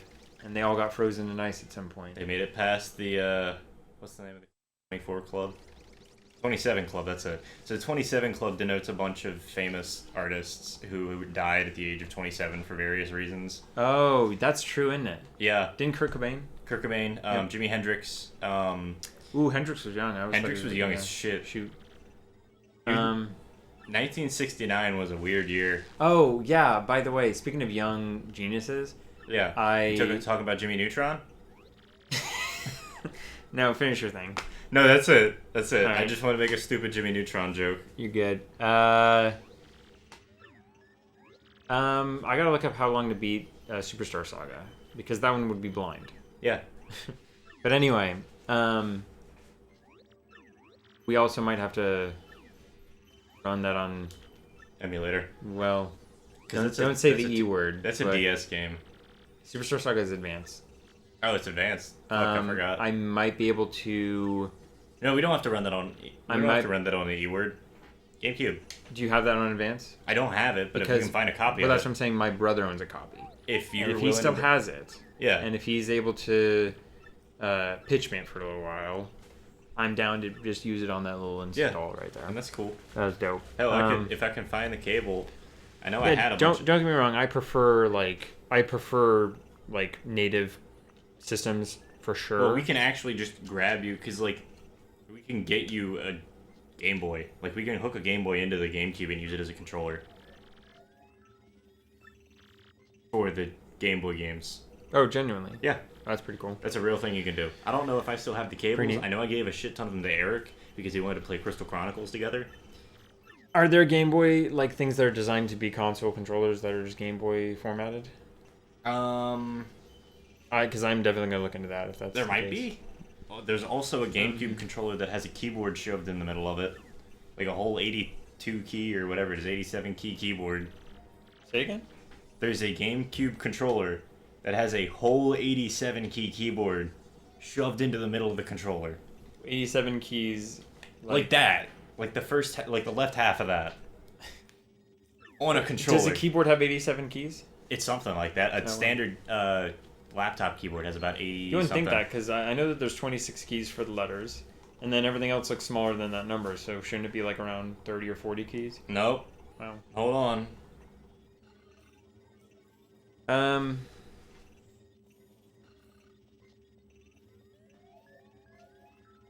Standard keyboard size.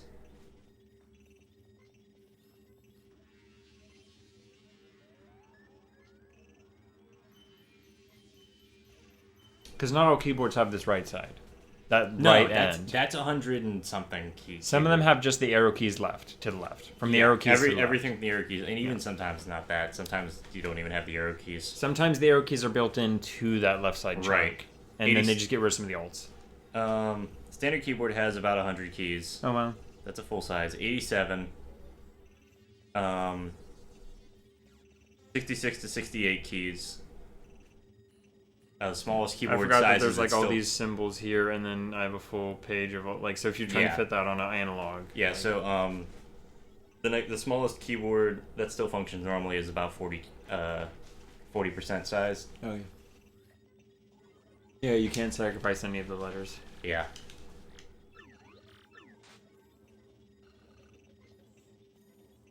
Now this is Grotus. Grotus, right. He's, Oh, right, these three. This is Shadow Sirens. I always get reminded of the Fates from Hercules when I see these three. Again, I still can't imagine Vivian's thing being anything but a nose. I know it's hair, but something in my brain is just like, nah, chief, that's a nose. Really? Yeah. Okay. Okay, that's the Diglett thing. It's Vivian. Then what's her eye? Her eye is still her eye to you? There's no eyes there. But she does have an eye. Those aren't eyes. Those are cheeks. Oh, wait, really? Those are cheeks. Those are cheeks. Those genuinely are cheeks. Yeah. So where are their eyes? Underneath all the hair in the hat. Gotcha. I thought the pink things were just their eyes. No. Gotcha. That's just like they put on blush this morning or something. Gotcha. Do you think it's actually pronounced cross knot? That's a good question. That's a good question.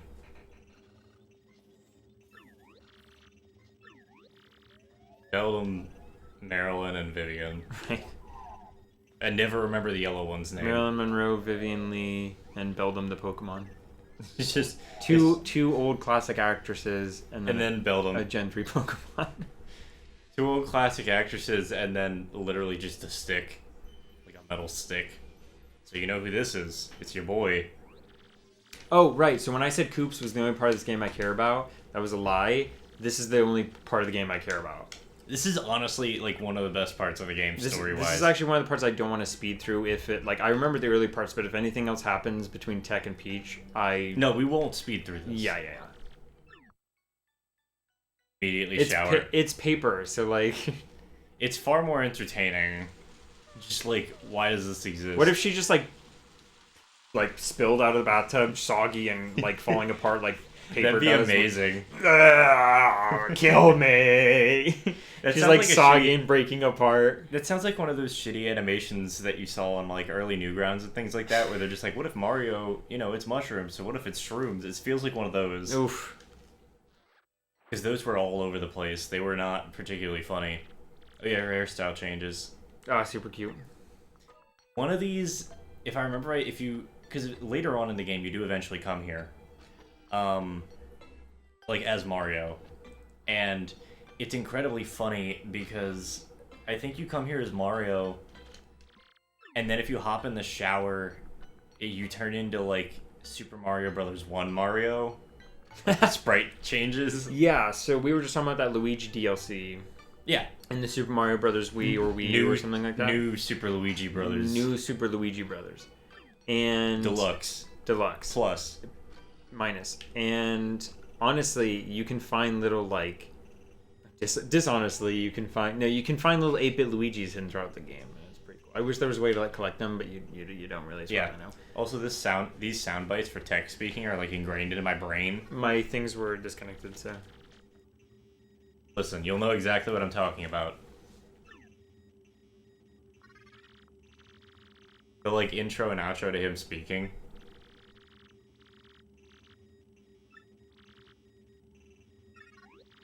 Oh, yeah, those little things. Those things are like ingrained into my brain.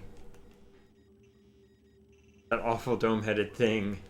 All right, let's not throw the T word around. I am also a thing, so.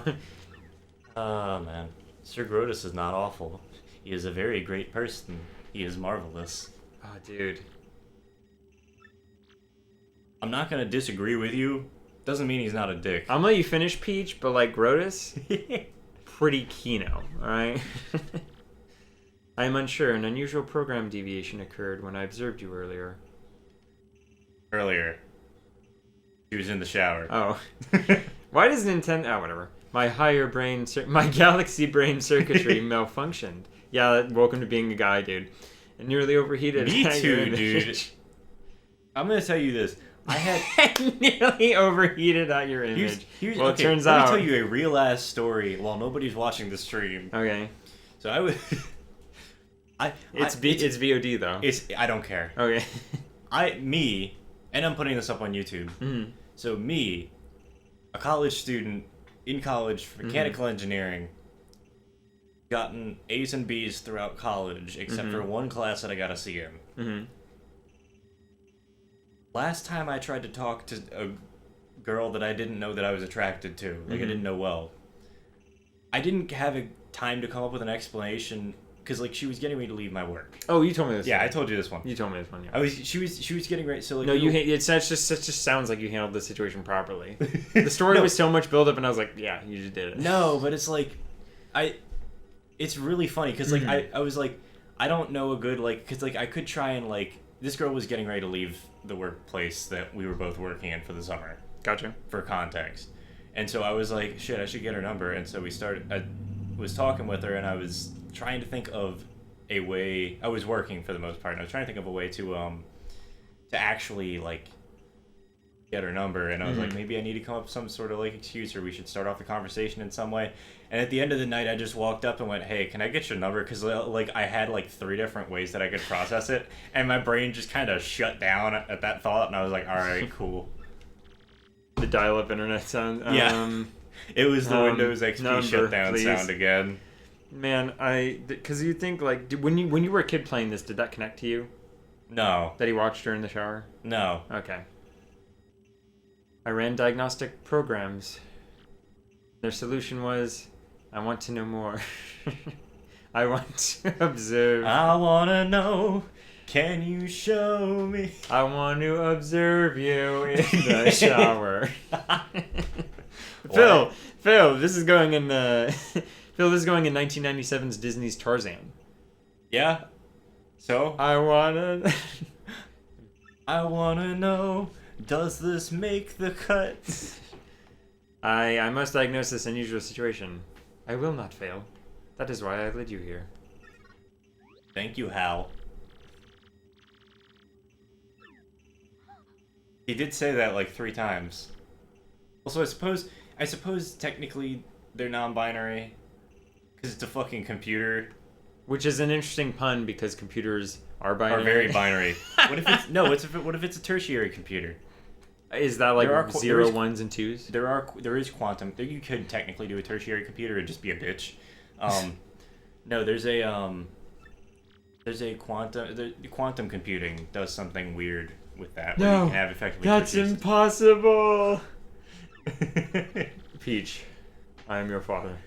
What has happened to me?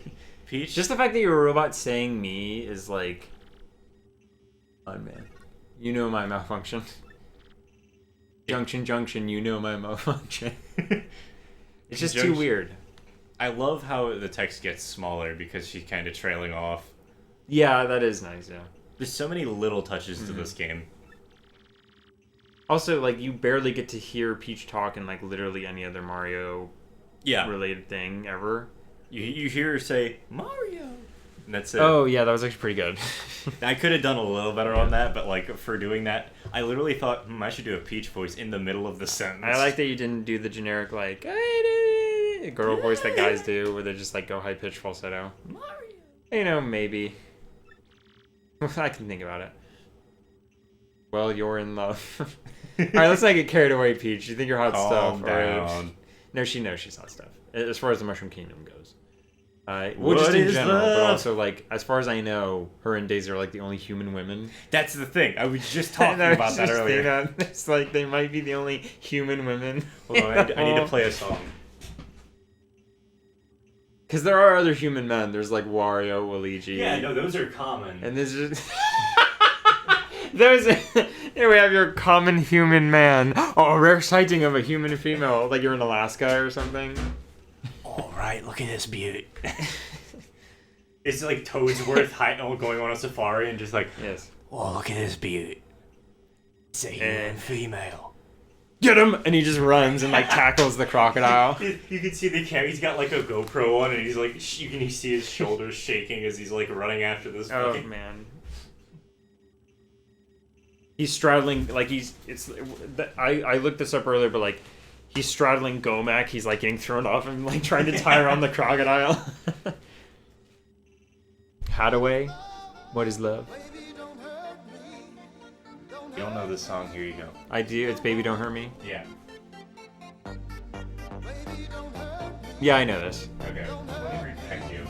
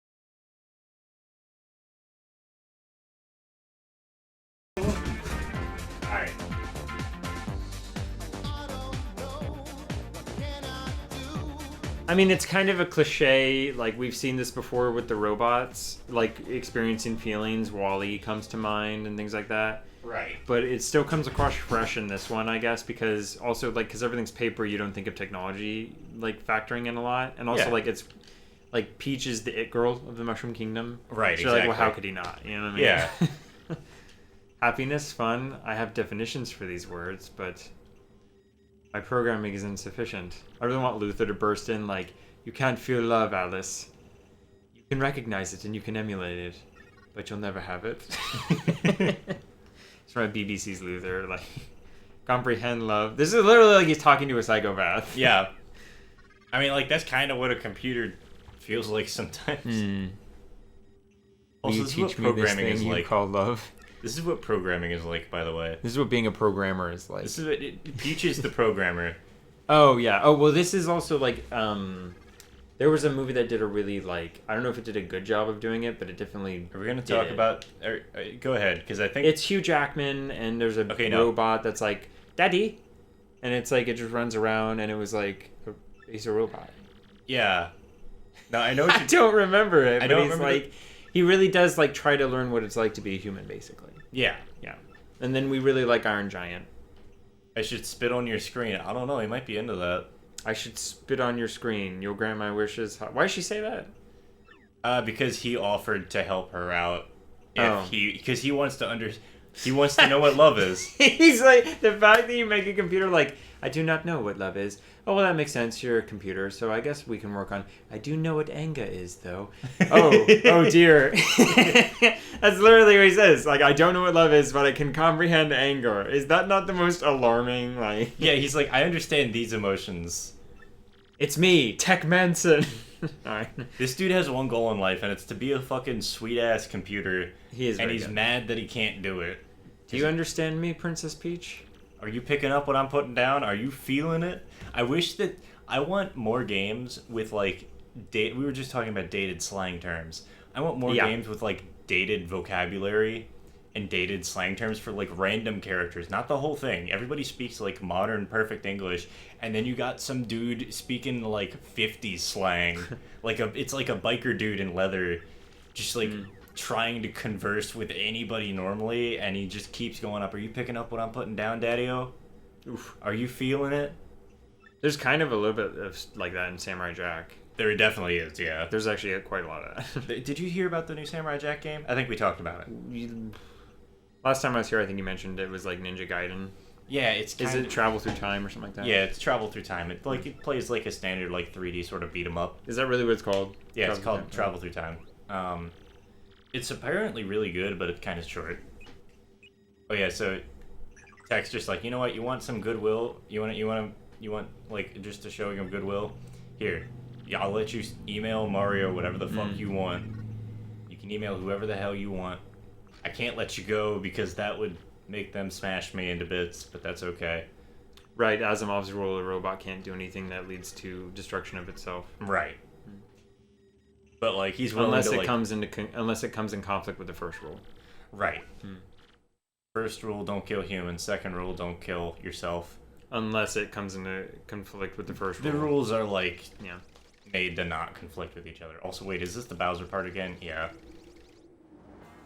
This part feels so out of place. And then the third one is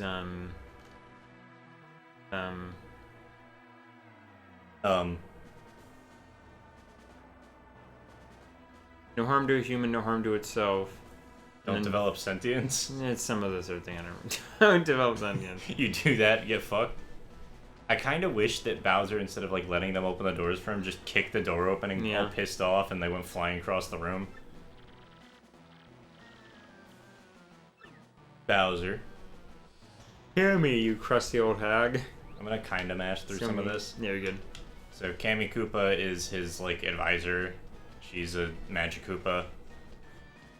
I can't jump as Bowser or do anything. I can like Oh, you're playing as him. I Yeah. thought it was a cutscene for a second. no, it's literally I'm just speedrun routes, dude. They look like cutscenes. Yeah. So Dude, Kami- a good speedrun looks like the entire game is glitching and then credits roll.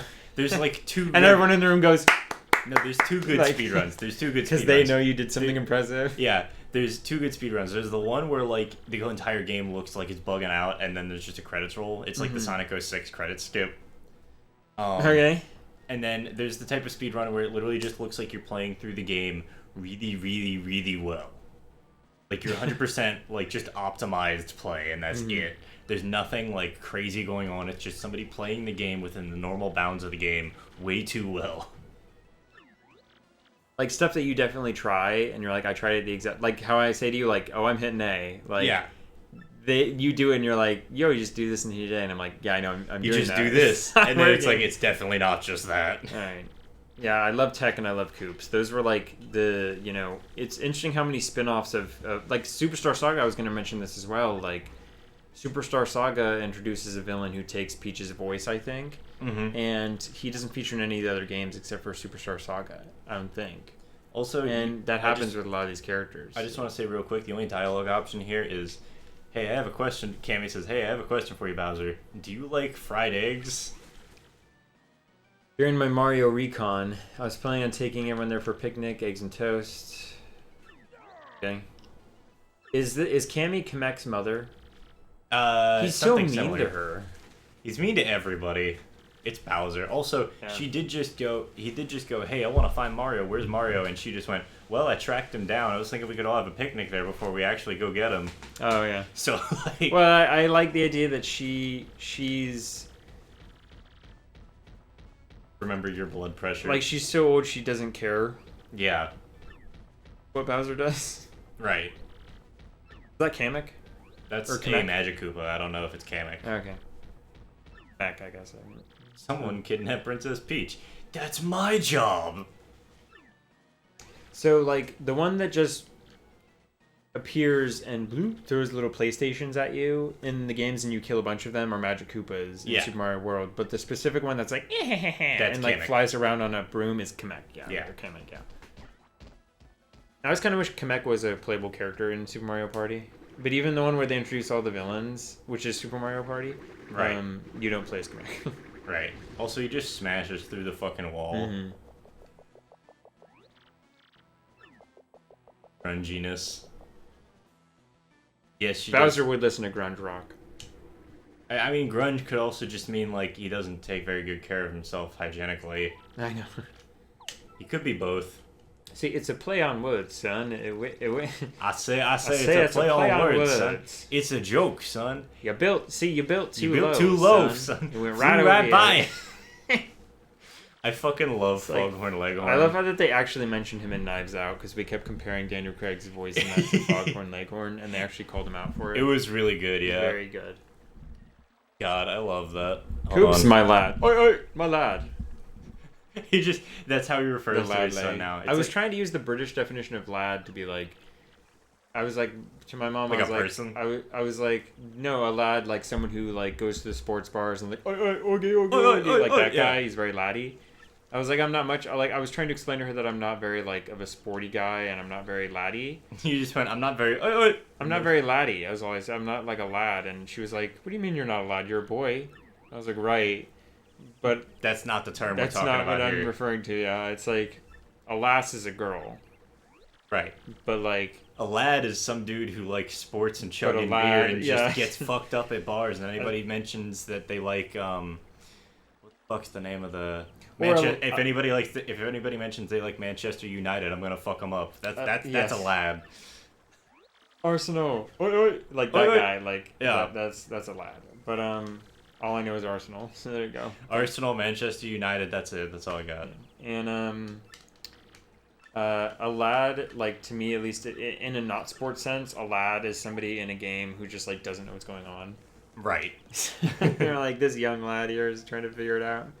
To him, A lad can just be a strapping young man, to be honest. Right. Been a bit clueless. They say a bit croup. Bit croup. Did somebody say croup? He burst through like Kool-Aid Man. Somebody say croup. How many chapters is this game, by the way? 8 or 9. Okay. Okay. Talking about the Lil Jon bit. I'm absolutely talking You're gonna talk about Ness saying, "Okay." Oh, that's his little ringtone. That's his ringtone for the mailbox. I was trying to like. I love how, like, Pokemon and Mario can both do all these things that call back to their old themes, but still have new exciting music. Yeah. Like I was saying to my brother, like one of my favorite Game Boy Advance games is Yoshi's Island, which I know was not originally Game Boy Advance, but to me, I mean, like if it works, it works. Yeah. I've never played the SNES version. Don't worry about it. Yeah, I've never played a SNES, and I was like, do you know the song that's like, I don't know if you're gonna copyright, but like this, I can sing it off key so it can't pick it up. You can sing it. There's no copyright. I was okay, hold on. I'm gonna take a moment here. Every fucking person I've ever talked to about anything, they're like, "Hey, can I do this on stream? I'm worried about copyright." I'm like, "No, dude, that's not a problem." I think it's like when I say when I get on, it's like over on Twitch. Unless, all right, chat, drop some emotes. I just do that because that's the thing everyone on the internet talks about. Yeah, unless half of it is me doing it ironically, but I also still want to make sure in case. Right. No, but it's like I hate it because like literally I've had people come into my chat and be like, "Hey, can I play this?" And I'm like, "You can put it in the song queue, dude. The song queue's there for." I'm just gonna assume it's your job to let me know rather than me clarifying with you. I don't think that I've ever heard of an issue with it. Okay. So I think I'm saying in the future, if it does become an issue, you gotta let me know. Yeah. This is your burden to bear. No. I was talking about Yoshi's Island. I said, you know the song that's like, because it was some memed version of that where you guys showed me this video where they blew out the speakers on that song. Oh yeah. And I was like, do you know the one that's like, and now I can't even actually remember how it goes, but I did it perfectly with all my just mouth sounds. Yeah. And he didn't know it, and I was like, you serious? Classic Yoshi's Island. Was it? If I take off the headphones, maybe I'll remember it. Was it Flower Garden? Why are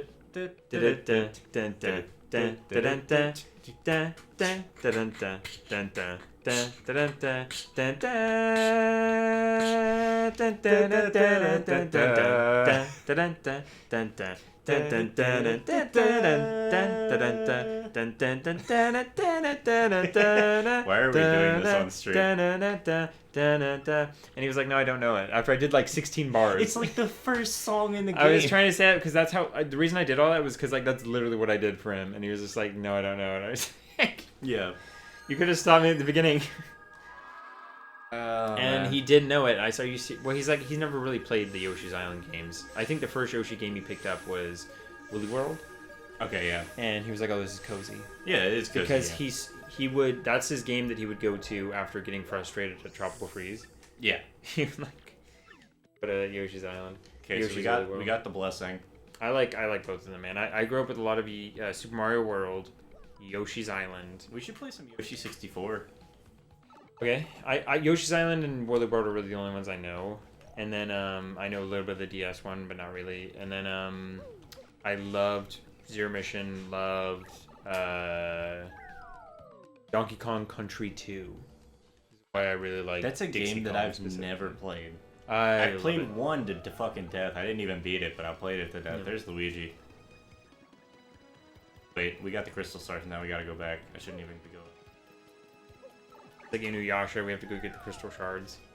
Yeah, kinda. Except there's not like 300,000 of them. It's not immeasurably impossible to collect all of them. That's the problem with Inuyasha. It's Yeah. just like they didn't specify the number of shards. No. It's just like, do we have all of them? I don't know. I guess we're fitting them together again today. It's much like, I know it's scary to have an end when something's like long running and you want it to be successful and weekly. Like, if you can tell me right at the beginning of the show within 8 episodes, Avatar's like, this is gonna end when the comet comes. Yeah. And you'll be done. That's it, and that's cool. I was like way more engaged in finding out the end of that than I was at the end of anything in Fairy Loud Parents or whatever. That's a the problem. Fairy Loud Parents is a great show, but and obviously that's like not what Fairy Loud Parents is going for. If you want a more story-based Butch Hartman thing, it's definitely Danny Phantom's your like go-to. We're for talking that. about like, But, there's a difference because some of these shows are literally just made to make money or because they have like a cool idea, and that's all right. Mm-hmm. Files real quick. I mean, I don't think something's at fault for making money by the way. No, absolutely not. And it's the same thing with like Inuyasha and Yu Yu Hakusho and all these. These were shonen. Shonen are just made to be long-running battle shows that just like that's what you do. Right, like the long-running excuse is more the excuse of the premise and the longevity than it is any specific like end goal. Right. Anyway, here's the Do not enter. do not enter. attack and bump right. attack badges don't work. They're like How many times can you do this? as many times as you like. Okay. So, Does it just become like a roguelike now? not even. All the floors are set. Oh, sorry, not as in being randomly generated. I mean, you have to do it all in one go. Yes. Yes, okay.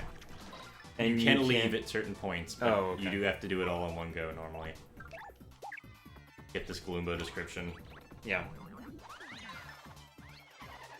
I wonder why there's a specific different... Oh, it's like a different type of... It's like Smeagol for... Yeah, it's like these things just live so far underground. Yeah, it likes dark, damp places. Stronger than a normal Goomba. It's not a healthy color, but it doesn't mean it's sick. Yeah, so yeah, Smeagol. For hobbits. Hobbits is... Yeah, it's so weird when you go back and hear all the stuff Gollum says about hobbits, and he's like, dude, You a hobbit. You used to be one. Like, before you got malformed. He's like, I fucking hate hobbits. I'm like, you is a hobbit. Yeah. That's a Spania. Yeah. Oh, because it's like a spinner, but a spanner? It's got, they call it a Spania because they already had a Spinia. Oh, okay. Because the Spinia I didn't know if it was supposed to be like a spanner. No, the Spinia is like the green version of those. It just spins, and that's kind of all it does. Anyway, you do get a couple items from each floor. Every 5 or 10 floors, you get something really useful.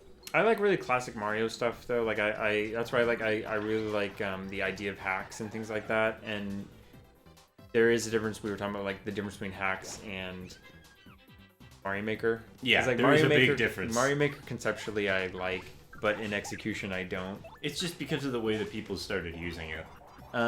Yeah, like, there's no...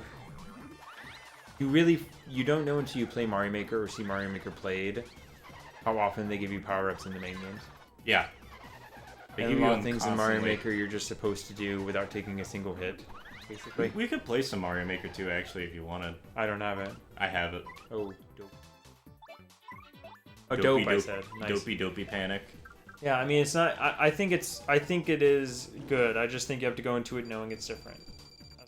Yeah, exactly. I'm glad there's a place for it. I just wish it was easier to parse out the difficult levels from like the ones that are just trying to be levels, but I guess that's why hacks exist. Dodgy. Did you know that Billy? Well, no, I should have phrased it like this. Did you know who? Cyrus? I should have phrased it like this. Do you know who voiced Dodger in the original Oliver and Company Disney animated movie? Billy Joel. Thing. At least he did his singing. I think he did his talking. He probably did the talking too. Yeah. There was a time in Disney movies where they had a different person do the singing than did the talking. Right, and then But it's just like his singing voice and talking voice sound different enough that you're like, is that a different person? Yeah, because he's a professional singer, so he actually knows what a good singing voice is like. What was the name of the dude who sang Be Prepared for Scar? I don't know. Because I remember like that dude lost his voice mid-recording. Like Wasn't trying to do a take for Be Prepared.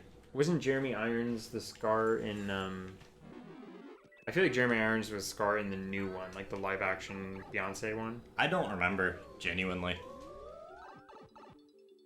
Anyway, Pit of 100 Trials is not cool. Other things I did as a kid with this game, forgot that I had the cricket badge on, and when I took it off, I like had a conniption. Here's the cricket sounds. But you can use the cricket after the hooktail fight? Yeah, it's just a badge. So it just changes the sound effects of your attacks. You can get a couple other badges too that do the same thing. But like if you don't take it off, it just sounds like crickets for the rest of the game. So I remember when I was little, not really remembering that like, oh, you actually do have like can not sound like a cricket. Because I had it on for like the whole game, and I took it off at like the end of the game. Gotcha. And it was just like, what the hell? It sounds wrong. Oh no, Jeremy Irons was the voice of original Scar. Okay. Yes, I misremembered that because what's his name comes back for Mufasa, so I thought the other guy. Oh yeah, you're right. Because Mufasa's voice actor did return. Right. James Earl Jones did. That's his name. But Jeremy Irons was the original Scar. Yeah, it's just. Yeah. I was gonna say it is just James Earl Jones. Yeah, Jeremy Irons did Scar, and then I don't know if he did the singing for him, but I think he did. And in the 2019 version, I think it was a guy who I don't know actually how to pronounce his name, but Chiwetel Ejiofor. I have no idea who that is. Yeah, I don't know. I recognize his face. Yeah, he's been in stuff. Mm-hmm. Doctor Strange, Lion King 2019, voice of Scar. Did you wait? Did 12 Years a Slave. no? Did we talk about face who just died like last week? Played Black Panther. I'm sorry, I'm blanking on the name right now. Wait, the dude who played Black Panther died? He died. Oh, I did not Stage know 4 that. cancer. Are you serious? He was doing cancer. He was between cancer treatments and surgeries while doing every role from like 2016 forward. Wow, I did not know that. He's incredible. Yeah, I was so fucking blown away when Are you I heard serious? that. Yeah. Chadwick Boseman. Yeah, Chadwick Boseman died. Oh my gosh. Dude. Wow. Are you serious? Yes. Get up. Dude, that sucks. I did not know that. He died of it was stage 4 fucking cancer. Like in the middle of treatments and surgeries while acting, and that's insane. It sucks.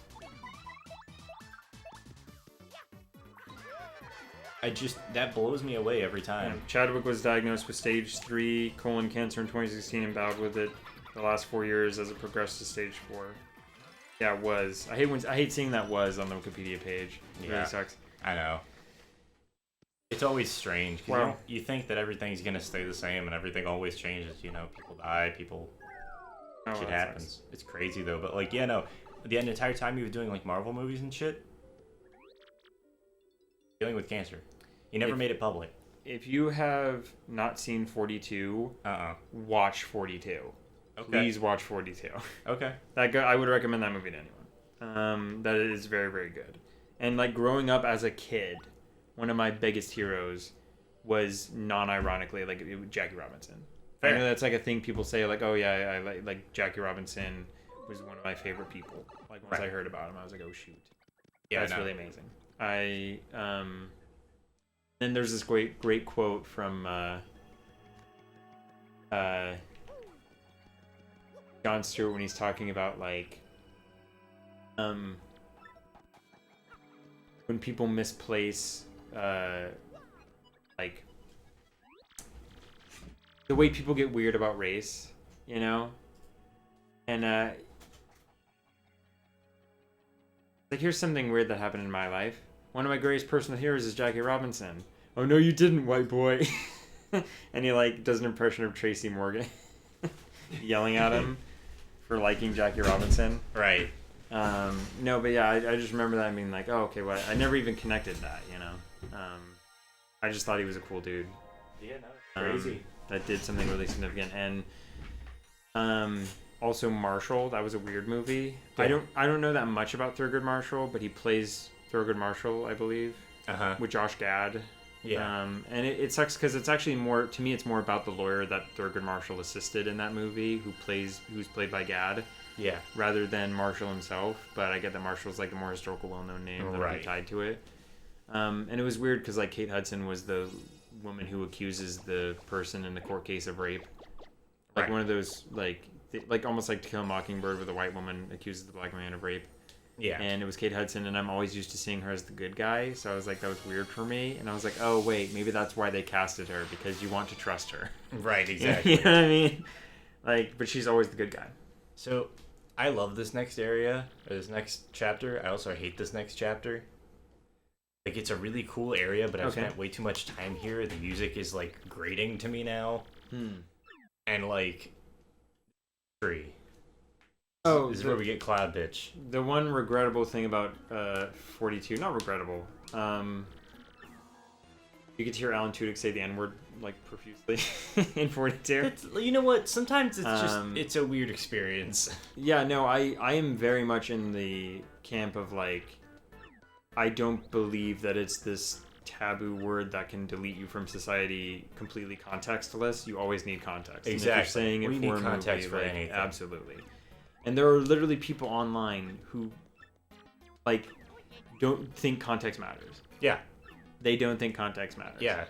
People will get like deleted, like they're fired, deleted, unfollowed, everything on whatever. Which if you want to unfollow someone, that's fine. But like, people will get like doxxed or whatever because they said the word you're not supposed to say, and it's like you didn't even listen to the context that they were Right. quoting a Kanye West tweet or something Right. like It's that. like you're just quoting Or Kanye. maybe dude. they were reading Tom Sawyer. I don't know. Not that quoting is the only. I'm trying to remember which one's worthwhile to power up here. Just so we don't do the thing of like, oh well, I was quoting. Like no, I mean, Right. Like there's definitely context for each situation. And generally, just not a fan of like, okay, for all time now, you know, people can do this and these people can do that, and I'm like, well, that the opposite of equality. Coops. You thinking Coops? Sherbert? I'm not paying attention. I was thinking about 42 and I know you were trying thinking to be about a 42. racial activist for no reason, even though I have no place. Or / ambition. I like Coops, but I also like Goombella. That doesn't help at all. What's this offering us? So this is they get a 5 they get 5 more HP, and then they get an extra ability. So in Coop's case, he gets Shell Shield, which can just offer more defense for a couple turns. Bella gives you Multi-Bonk. I'm Okay. gonna do Coops just because Coops. But I think he's really bad for this next chapter. Well, that's the thing. The aerial stuff is like. Because this next chapter, I think almost every enemy is aerial. I like Coops too, Sherbert. Coops is good. Love me some Coops. Anyway, yeah, definitely watch the movie if you can. And it's just weird for me because I've heard Alan Tudyk voice other wacky characters, and now he's just being this hateful racist to Jackie Robinson. Yep. I'm like, oh right. It's like, all right, cool. Turns out actors can fill molds I'm sometimes. gonna ignore Green Mario. Yeah, he talks way too long. He talks a lot. Like I can't believe he's dead. Green Mario. Green Mario's dead. No, like that's weird. Weren't they planning a sequel to Black Panther? I think they were. Yeah. They can't do that now. Yeah. That sucks. It really does suck. I mean, like, I guess you could, but it wouldn't be with Chadwick Boseman, obviously. Right. Here's Flavio. This is the dude who we're gonna get later Yes. on. Can I say it is incredible that they did all of the Marvel verse up to the end game without anybody like dying. Nobody died. Nobody had any issues or like no contract issues. No nothing. Just The one thing was Edward Norton changed to Ruffalo, yes. and Rhodey actually used to be played by Terrence Howard rather than Don Cheadle. That's true. Yeah. And I actually like Terrence Howard. Okay. Well, Happy- I don't know what he's like in real life, but as an actor, Right. So I can go. I need to think about this one. I have any that I actually want to sell here. I guess I could sell Attack of XR. Flavio Gang. Yeah, dude, we're gonna do the glitch. Last Stand P. Get Last Stand. why are the Last Stand?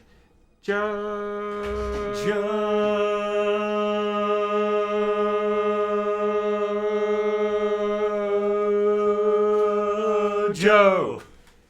I had to count that out for the record. Anyway, so I could do Last Stand. What the fuck? All right.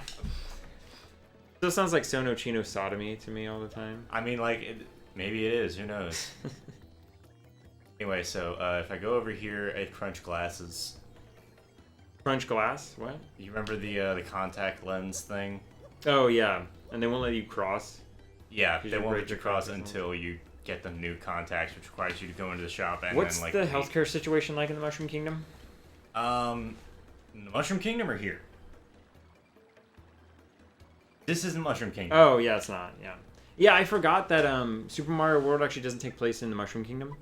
No, it doesn't. It takes place in Dinosaur Land. Yeah, it's Dinosaur Land.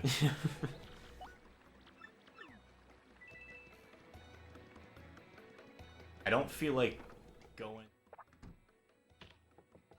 get food. I'm just saying, if you watch it, it's not going to be a cozy movie to watch. It's definitely going to not pull any punches on the whole, you know, everything that was hard for him, probably. Obviously, I wasn't there, but I really like the movie. Super Mario Land takes place in Sarasa Land. Sarasa Land? Yeah, What's Sarasa Land? that's where the sriracha comes from. Okay. Yeah. Sarasa Land. So we can just Sauce Land. drop all these. Or Garf. right now. We can just go do a couple of these to get some coins, or we can wait. Does the Mushroom Kingdom have a Geneva Convention? You know, I've never seen actual prisoners other than Peach in the Mushroom Kingdom, Bowser and anything. I've never seen them like go actively after somebody, you know? So maybe not. Now, or do you want to just jump into the chapter and see if we can finish it in like an hour? Yeah, what time is it? 6 o'clock. Yeah, let's do the chapter. Chapter? Okay. We'll come back and do like some. I might do this off screen. Chapter 2, and then after chapter 2 is chapter 3. Black. And after chapter 3 is chapter Black. Oh, the document of all the horrendous actions of the human race documented on VHS tape. Yeah. A different one. No, the other chapter Black. Is Bowser a national terrorist? I mean, I don't think that you could be like a national terrorist, because I think that just implies that you're state sponsored. Which, unless Bowser is a national terrorist? No, I mean, is he a terrorist across the nation? I think he's a terrorist across many nations. He's a multinational terrorist. He's a multinational. Well, international as well. No, multi. He's Why? Not across all of them. Explain just a couple yourself. of them. International doesn't mean across all of them. It just means between at least 2. I know. Multinational. It's all of them. Pan-national. Is Bowser mixed? Is Bowser mixed? Does Bowser have a nation? I don't know. This is that Family Guy episode, isn't it? Where Peter tries to make his own nation. Pretoria. Yeah, it's Pretoria. Episode. Really. Yeah. That one was actually genius. That really does, like, okay. What do we call a country? Like, what is... What is a man? Hey, Luxembourg, are you feeling nervous when you watch this episode? Switzerland's like, yeah, are you feeling nervous? Gonna just Pretoria. So we're gonna head out to the Great Tree now. I was gonna call it Peterland, but the gay bar down the street has that name. Also, a very underrated joke. Once I realized that a Peter is like, there's so many male names that are like. You don't really get that with female names, do you? A lot of male names are substitute names for, like, they're euphemisms for, like, Peter, Willie, Johnson. Okay, hold on. You don't do that with female names. We're gonna have a well, no, they exist, but it's in a different context usually. Where does Bowser get his funding? I mean, like. Oh, we talked about this in our original Mario Party playthrough with Eric. Like, how did we years go ago. about this one? We were on the. I know the we were climbing obstacle course level where it's Bowser time. Yeah. And we were like, man, all this lava. That's probably how he runs. Like, he just is probably like an energy tycoon because he has all this lava in his land. Oh, he's just geothermal. He's big oil. He's big geothermal energy.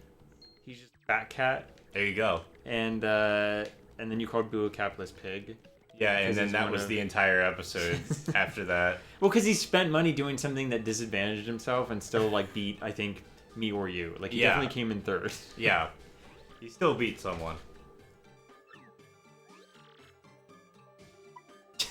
God, it's the classic guess again nerd. I have this as a GIF. Oh, we did say guess again nerd last time, and Koops was like, Mario, that Mario. Which is, by the way, how a lot of people defend bullies. Yeah. They're like, oh, that Mario, I don't listen to him. It's like, that's not a defense. It's like, no, that's pretty bad behavior. It's not a defense, it's a dismissal.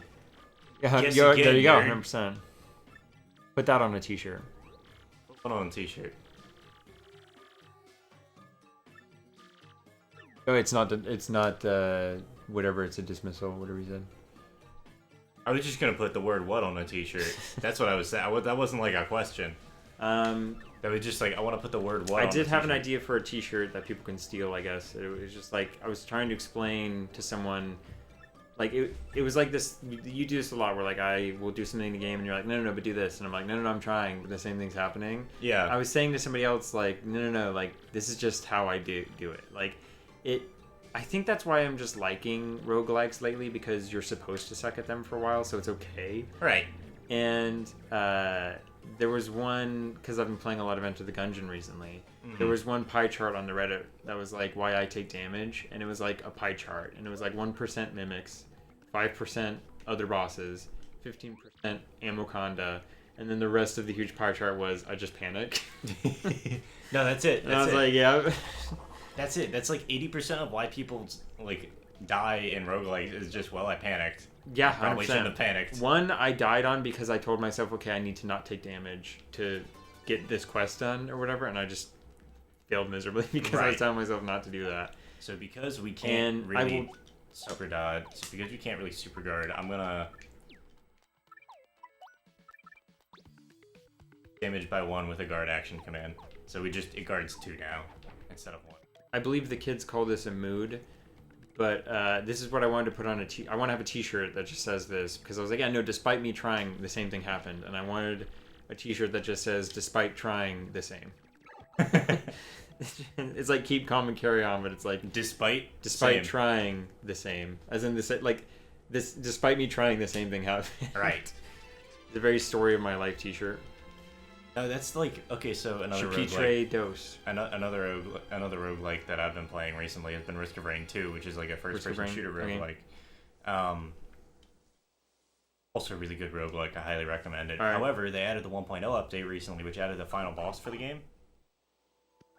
As opposed to normally it's just looping forever. Normally it's just you get to keep doing the same like couple levels forever until it gets too hard and then you just die. Are these called like Pee-wees or Punies? These Punies, yeah. Punies, yeah. But they so the problem with Risk of Rain 2's new boss is that when he the fights it forces you to act completely differently than every other fight in the game.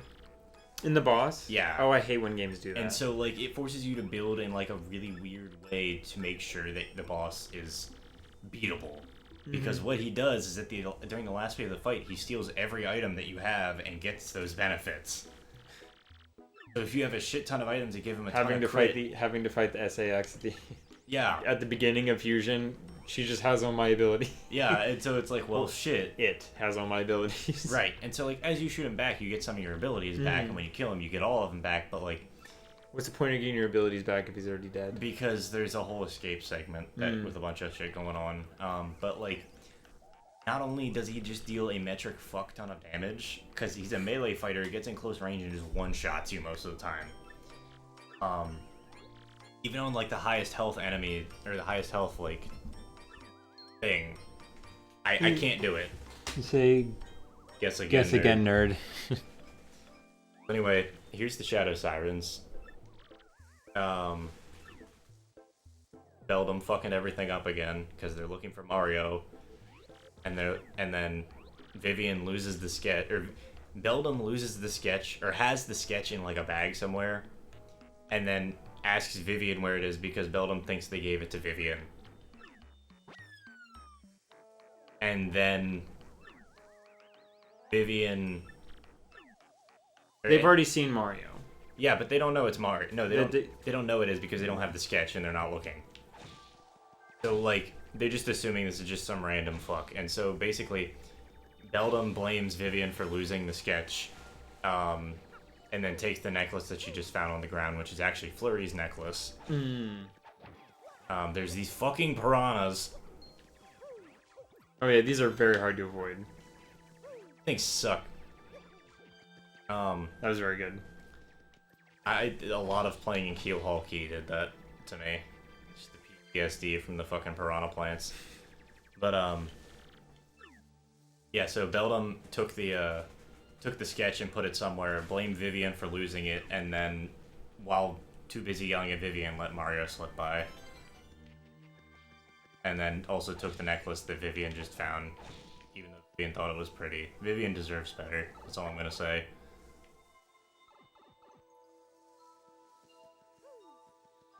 I don't sympathize with a lot of video game characters. Vivian's definitely one of them. You don't. You do or don't. I don't. I don't. Vivian, I definitely sympathize with. Oh man, Guess Again Nerd is making me think about Super Mario Party's, or not Super Mario Party, Super Paper Mario. There's a boss in there that's just like a chameleon that's a nerd, and that's it. That's his whole thing. That's his whole. He's a big character. fucking geek. This reminds me of Lost, by the way, of like having this big natural tree and then there's just a steel door in the side. Yeah, I know, it's very strange. Desmond, you down there? The door wasn't there when he left. Yeah. All that X-Naut work ethic, efficiency. Yeah. If I don't do it, Grotus is gonna kick my ass. Have enough like ass to Mrs. kick Puff. again. SpongeBob, I'm gonna kick your butt. Yeah, basically. So here's the secret entrance. We have to go get Flurry. Isn't there a bit in that episode where some guy's like, no, they're gonna kick my butt? Yeah. That was his dad. Wait, who? That was the bully's dad. Oh, right. Have He you went been- to go get the bully's Yes. dad. Yeah. But yeah, now we get to go find Flurry. Flurry refuses to come out of her room because she has a she's a necklace. We've already reached the point in the game that has taken us like 2 or 3 sessions when we recorded it by ourselves to get. If I'm zooming, I'm zooming. Oof. I'm also mashing through the dialogue, so we don't Yeah. actually get to read. Yeah, we actually paid attention to the story last time. And honestly, you can do that for the most part. I just care about the coops and tech stuff. Yeah. No, I did want to point out that I find it odd that like not only are the game like how just people are like game makers are weird. Like the thing about like you could just have him watching Peach. You don't need to add the shower thing, but Yeah. that's there. And also just like I wanted to talk about. I was thinking about this knowing we were gonna stream this yesterday. Flurry, like instead of just drawing an ambiguous like cloud-shaped bosom. She Yeah. has 2 distinct circular They made titties. boobs on her, like that are just distinctly protruding and symmetrical. Yeah, no, they just made titties, dude. You could have just had one contour of a bosom, and it was just no. We're actually gonna define every. Like it's just weird. That's like, I wonder what these game makers are thinking about. I think they just like they saw an opportunity to draw boobs in a Mario game and they just took it. I'm just saying it'd be as if it doesn't happen the other way around. It's not as if they made that Gooigi thing. You know, Gooigi. Yeah. It's not as if they made Gooigi, and because he had no clothes, just like this massive bulge of goo just at the bottom. That'd like, be the funniest fucking thing. That would be very funny. You just I'm not denying that, but Luigi has this massive. I'm just dick. saying there's well, we all know that that's true. Yeah, we okay, already know know that. that's true. All right, for Luigi it's the size of the boat. For Mario it's the emotion of the ocean. No, but implying that Luigi doesn't know how to use it. exactly that's what I'm saying. Not implying, confirming. Just confirming it. Yeah. I also like the art style of each chapter is like a different storybook type of like the way this is like black and white. that This kind of one's style. really cool. This chapter's aesthetic is awesome. This chapter mechanically is kind of annoying. Yeah, now I can't zap him. He's also not on the ground, so I shouldn't jump on him. He's untouchable. Earth Tremor. Now he's gonna. He kick just pulls my out a butt. portable DVD player and watches Tremor. Tremors. Tremors. I was gonna say Cloverfield, but it's very similar. Yeah, true. Isn't Tremor the one with the worms too? Yeah, Tremor's the one with the worms. Yes. Okay. Terrible. Cloverfield's a good movie. It's a good movie. I haven't seen all of it, Yes. but that's also a testament. Yeah. I don't know. I don't do well with found footage stuff. I appreciate the Well, I think- contributions Blair Witch did to the genre, I think that- making it a genre basically. I just Yeah. don't get a lot out of it myself. That's fair. No, I like. What I'm gonna say about it is like Cloverfield. While it was a lot later project, I think it still was like one of the like big influences in the field and like getting people into actually wanting to do it. I just remember my sister complaining of it not having an ending. Yeah, the ending. No, I think that's. I think the ending's implied actually, Well, yeah. like very well implied. don't need to show it. I guess. I think it's one of those things where it's like you don't need. It's like environmental storytelling, where like you don't need to tell people what's happening. Just show them, and let it roll from there. You know. I guess so. Here's Flurry. There's a lot of horror movies that don't really end like me, I guess. Yeah, and I think that makes sense for horror movies as a genre. It leaves that sort of uncertainty, what you're looking for in horror. And the reason I'm talking about this a lot is because I need to think about this more because I'm making my D&D campaign horror themed. Because Really? everybody wanted it horror themed. That's very interesting because I know you and I discuss and analyze horror, but neither of us would actually declare ourselves as technically fans of it. No. Right. Yeah. But I can recognize it as a genre. Like I wouldn't describe myself as a fan of sci-fi, but I think some of it's really cool. You know, if there's any genre I'm like a fan of, it's probably comedy. Right. It's like the main thing I like. But I usually recognize comedy as like, even if it's not straight up comedy, every other comedy or every other genre has comedy in it. Almost every other one. Yeah, pretty much. But or it doesn't. Comedy doesn't always need to have sci-fi and western in it. You know what I mean? But these other things do have comedy. So I almost think of comedy as like an element of story rather than the old it Greek, just being a genre. what are the old Greek archetypes for shit? It's comedy, tragedy, and melodrama. Oh, I mainly think of the two masks. Yeah, it's comedy and tragedy. But what about where's melodrama come from? Melodrama is more of a Roman thing. That was Okay. like a Roman addition later, but like comedy, drama, and melodrama, which is like basically the combination of the two. And then you got Pendleton Ward, who created Adventure Time, coined Happy Sad. Yeah, same idea. Which is also which is like almost nihilist.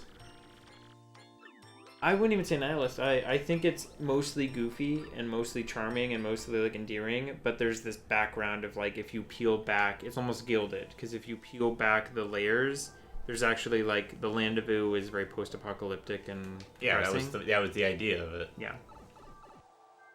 So that's good. Pokemon does that too. Everything's peaceful and everything's about your partner and like Pokemon's fucked up. Dude. And then you got Lieutenant Surge like electric type Pokemon saved me in the war, and you're like, yeah, thanks for the Thunder Badge, Chief. Sorry, would you? What? What was it? The what now? No. The huh? I love the The huh? You put the what in the what? I put the wah in what? No, there's what am I thinking of? The wah. Also, Koops does more damage now, I believe. Yeah. Oh, good. His damage goes up by 1. Yeah, and Happy Sad is really just a like literally saying what the word nostalgia means. Right. Nostalgia. Right. Badge points now. Probably should have gone for flower points, but we'll get another one before the chapter's out, I think. Wait, so if you don't pick hearts, can you actually do it so that Koops has more hearts than you? Yeah. Game don't care. But you both pull from the same flower pool? Yes. Do you always have a companion in this game? Pretty much, yeah. Do you ever get Luigi as a companion? No. Okay. They aren't friends. They don't really hang out. Do you think Mario and Luigi hang out in between it? No. Because I feel like, yeah, they probably don't. Oh, it just gives a shield to Mario. And so it can take a certain amount of damage. The amount of damage it can take is dependent on how well you do the thing. It's a substitute. So you have to take your health.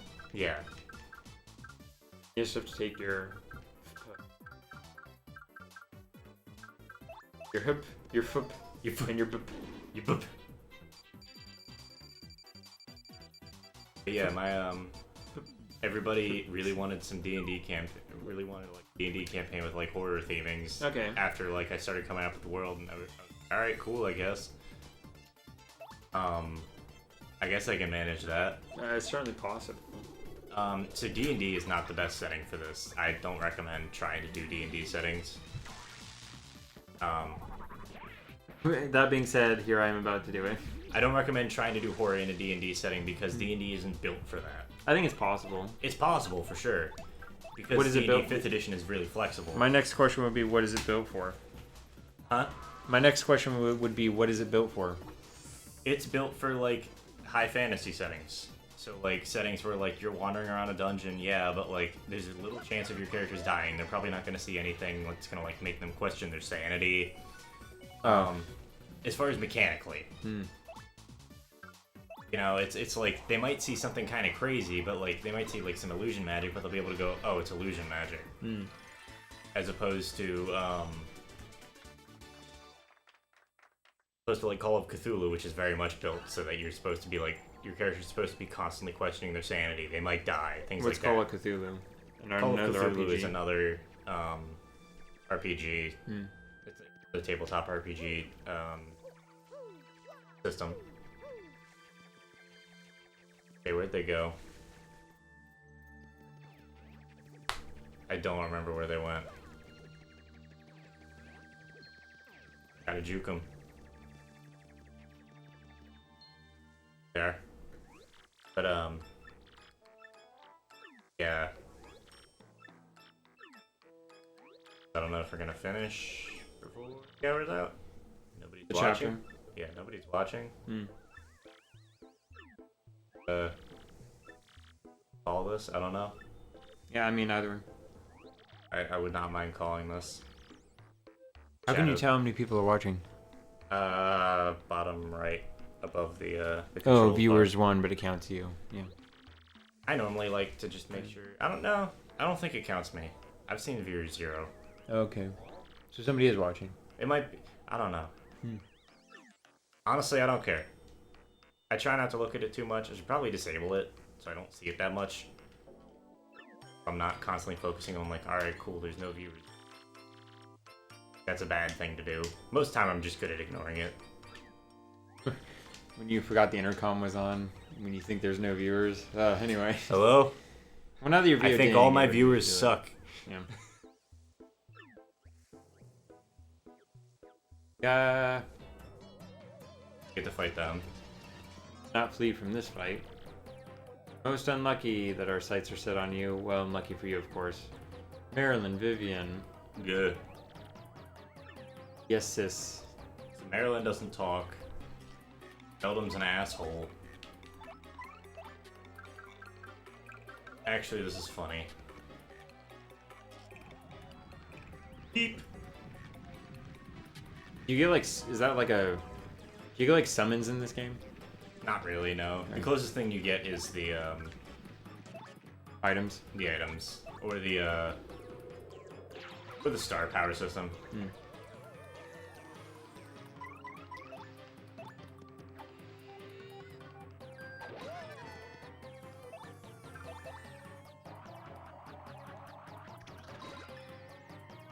Game is easy.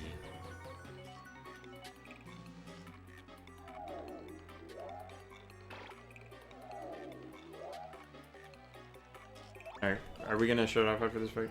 I think so. I'm gonna go find a save point. Yeah, save point. We got. Having to free save. I'm also just used to games that either auto save or like if I'm playing a roguelike and it's like there is no saving, you just die. Right. It's just like, well, you either finish the try run or again. you don't. Right. Or, like, Your someti- progress is in your ability to play, not in actual stuff that you're doing. Sometimes there is like an option to like save in those like it's not super common, but a lot of them do. Mostly turn-based ones though, like ones with like a definite end to a level. Yeah, so now the guard blocks against 2, so I don't have to worry about Marilyn's ability. I do have to worry about buckets though, because they're too fast to react to.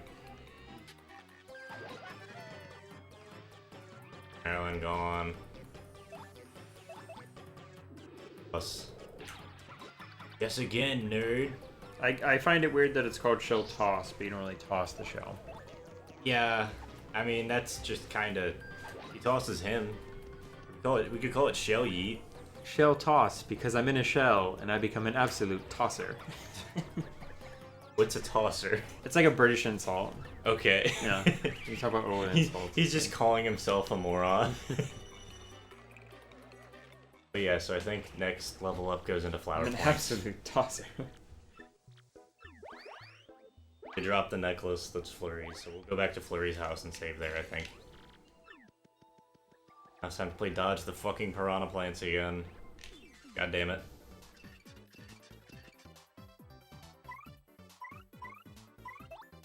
I don't really have a good way to deal with these.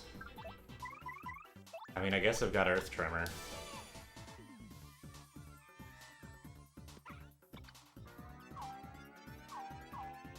Technically, I should do these for XP. But I don't think I'm gonna need full Look, XP. Mario's for the mean game. mugging on top of the star. Huh? Mario is mean mugging on top of the star. Yeah. Fuck you looking at? I always like how it can make the entire floor like come up off of its. Yeah, no, it's kind of. I really like the effects in this game. This game was just really well polished from a graphical standpoint. Wait, you can see the cross section of the wood panels. Meaning, does the floor come off of its own cross section? Uh-huh. That's very cute. Just leaves, dude. God damn it.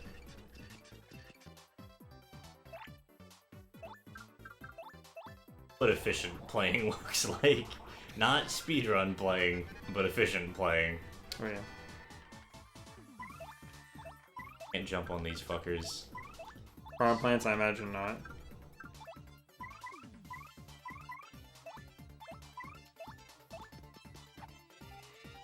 But yeah, there's a bunch of different Piranha Plant variants. We could go for the full catalog. I've never done that in a run, but I kind of Oh, want to start now. catalogs. It sounds like catalog. That's Yeah. very good. It's the catalog. We don't want to go for a full catalog though. That, much as I'd love to do it at some point, this is not the run for that. Yeah, it's all good. It would take far too much time.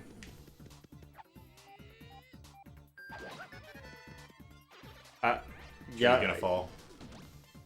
and kill just in my own like voicing my own interest here, I don't think I want to be on a mic stream or recording or playthrough of the same game 3 times. No, Because I already know you wanted to go through a little bit for the. I'm gonna Whatever try it and was. zoom this shit. Yeah, so whatever is like, we definitely don't need the completionist like version of it.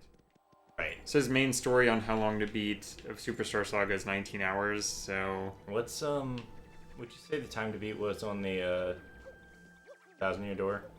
it's like 30. That's a fair amount of time for a first playthrough, I think, actually. Yeah. Game, yeah, that makes sense. But I mean, you're almost done with chapter 3. 2. Oh, there's only chapter 2. This is chapter 2, and I'm Oh, about okay. halfway. I'm not even halfway through, actually. So it is quite a beefy game. It's a beefy game. This is a large game. It is a Kobe beef game. But, so if we do... So even if it does take 30 hours, that's, 6 weeks of this. Because it's 5-hour streams. Yeah, approximately. You know, assuming we don't dick around too much. Which, like... I feel like I get the picture of the game itself. We'll probably start paying a little bit more attention to the story, unless you just want to hop into thousands of doors. What was the one for Wii called? Super Paper Mario. Was that well received? It was oddly received. I mean, People didn't like it because because it was very different than these. I just remember one that was like talked about a prophecy. Yeah. I don't remember if it was this. Does it have prophecy in it? This one has a prophecy, but that was probably Super Paper Mario you were thinking of.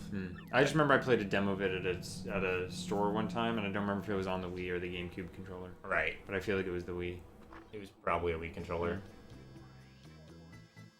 Blurry, she's been on break for a little while.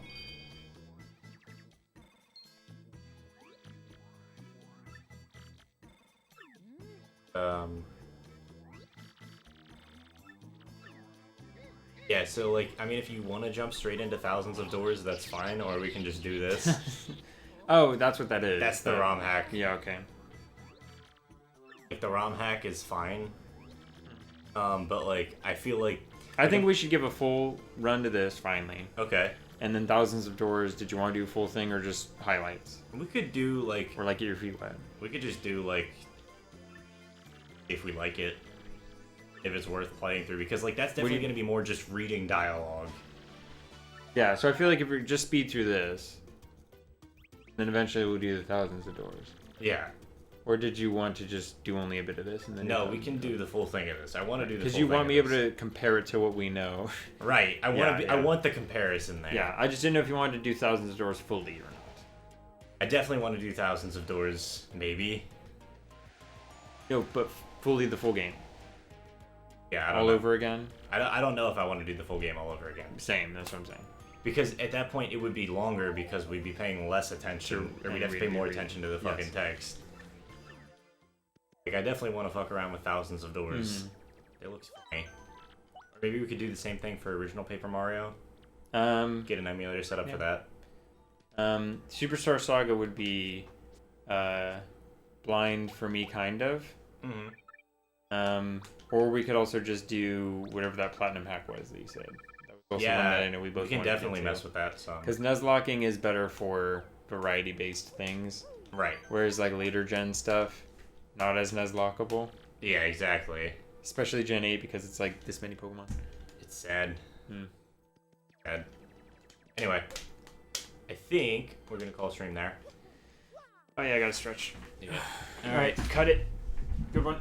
Everybody who tuned in, thank you.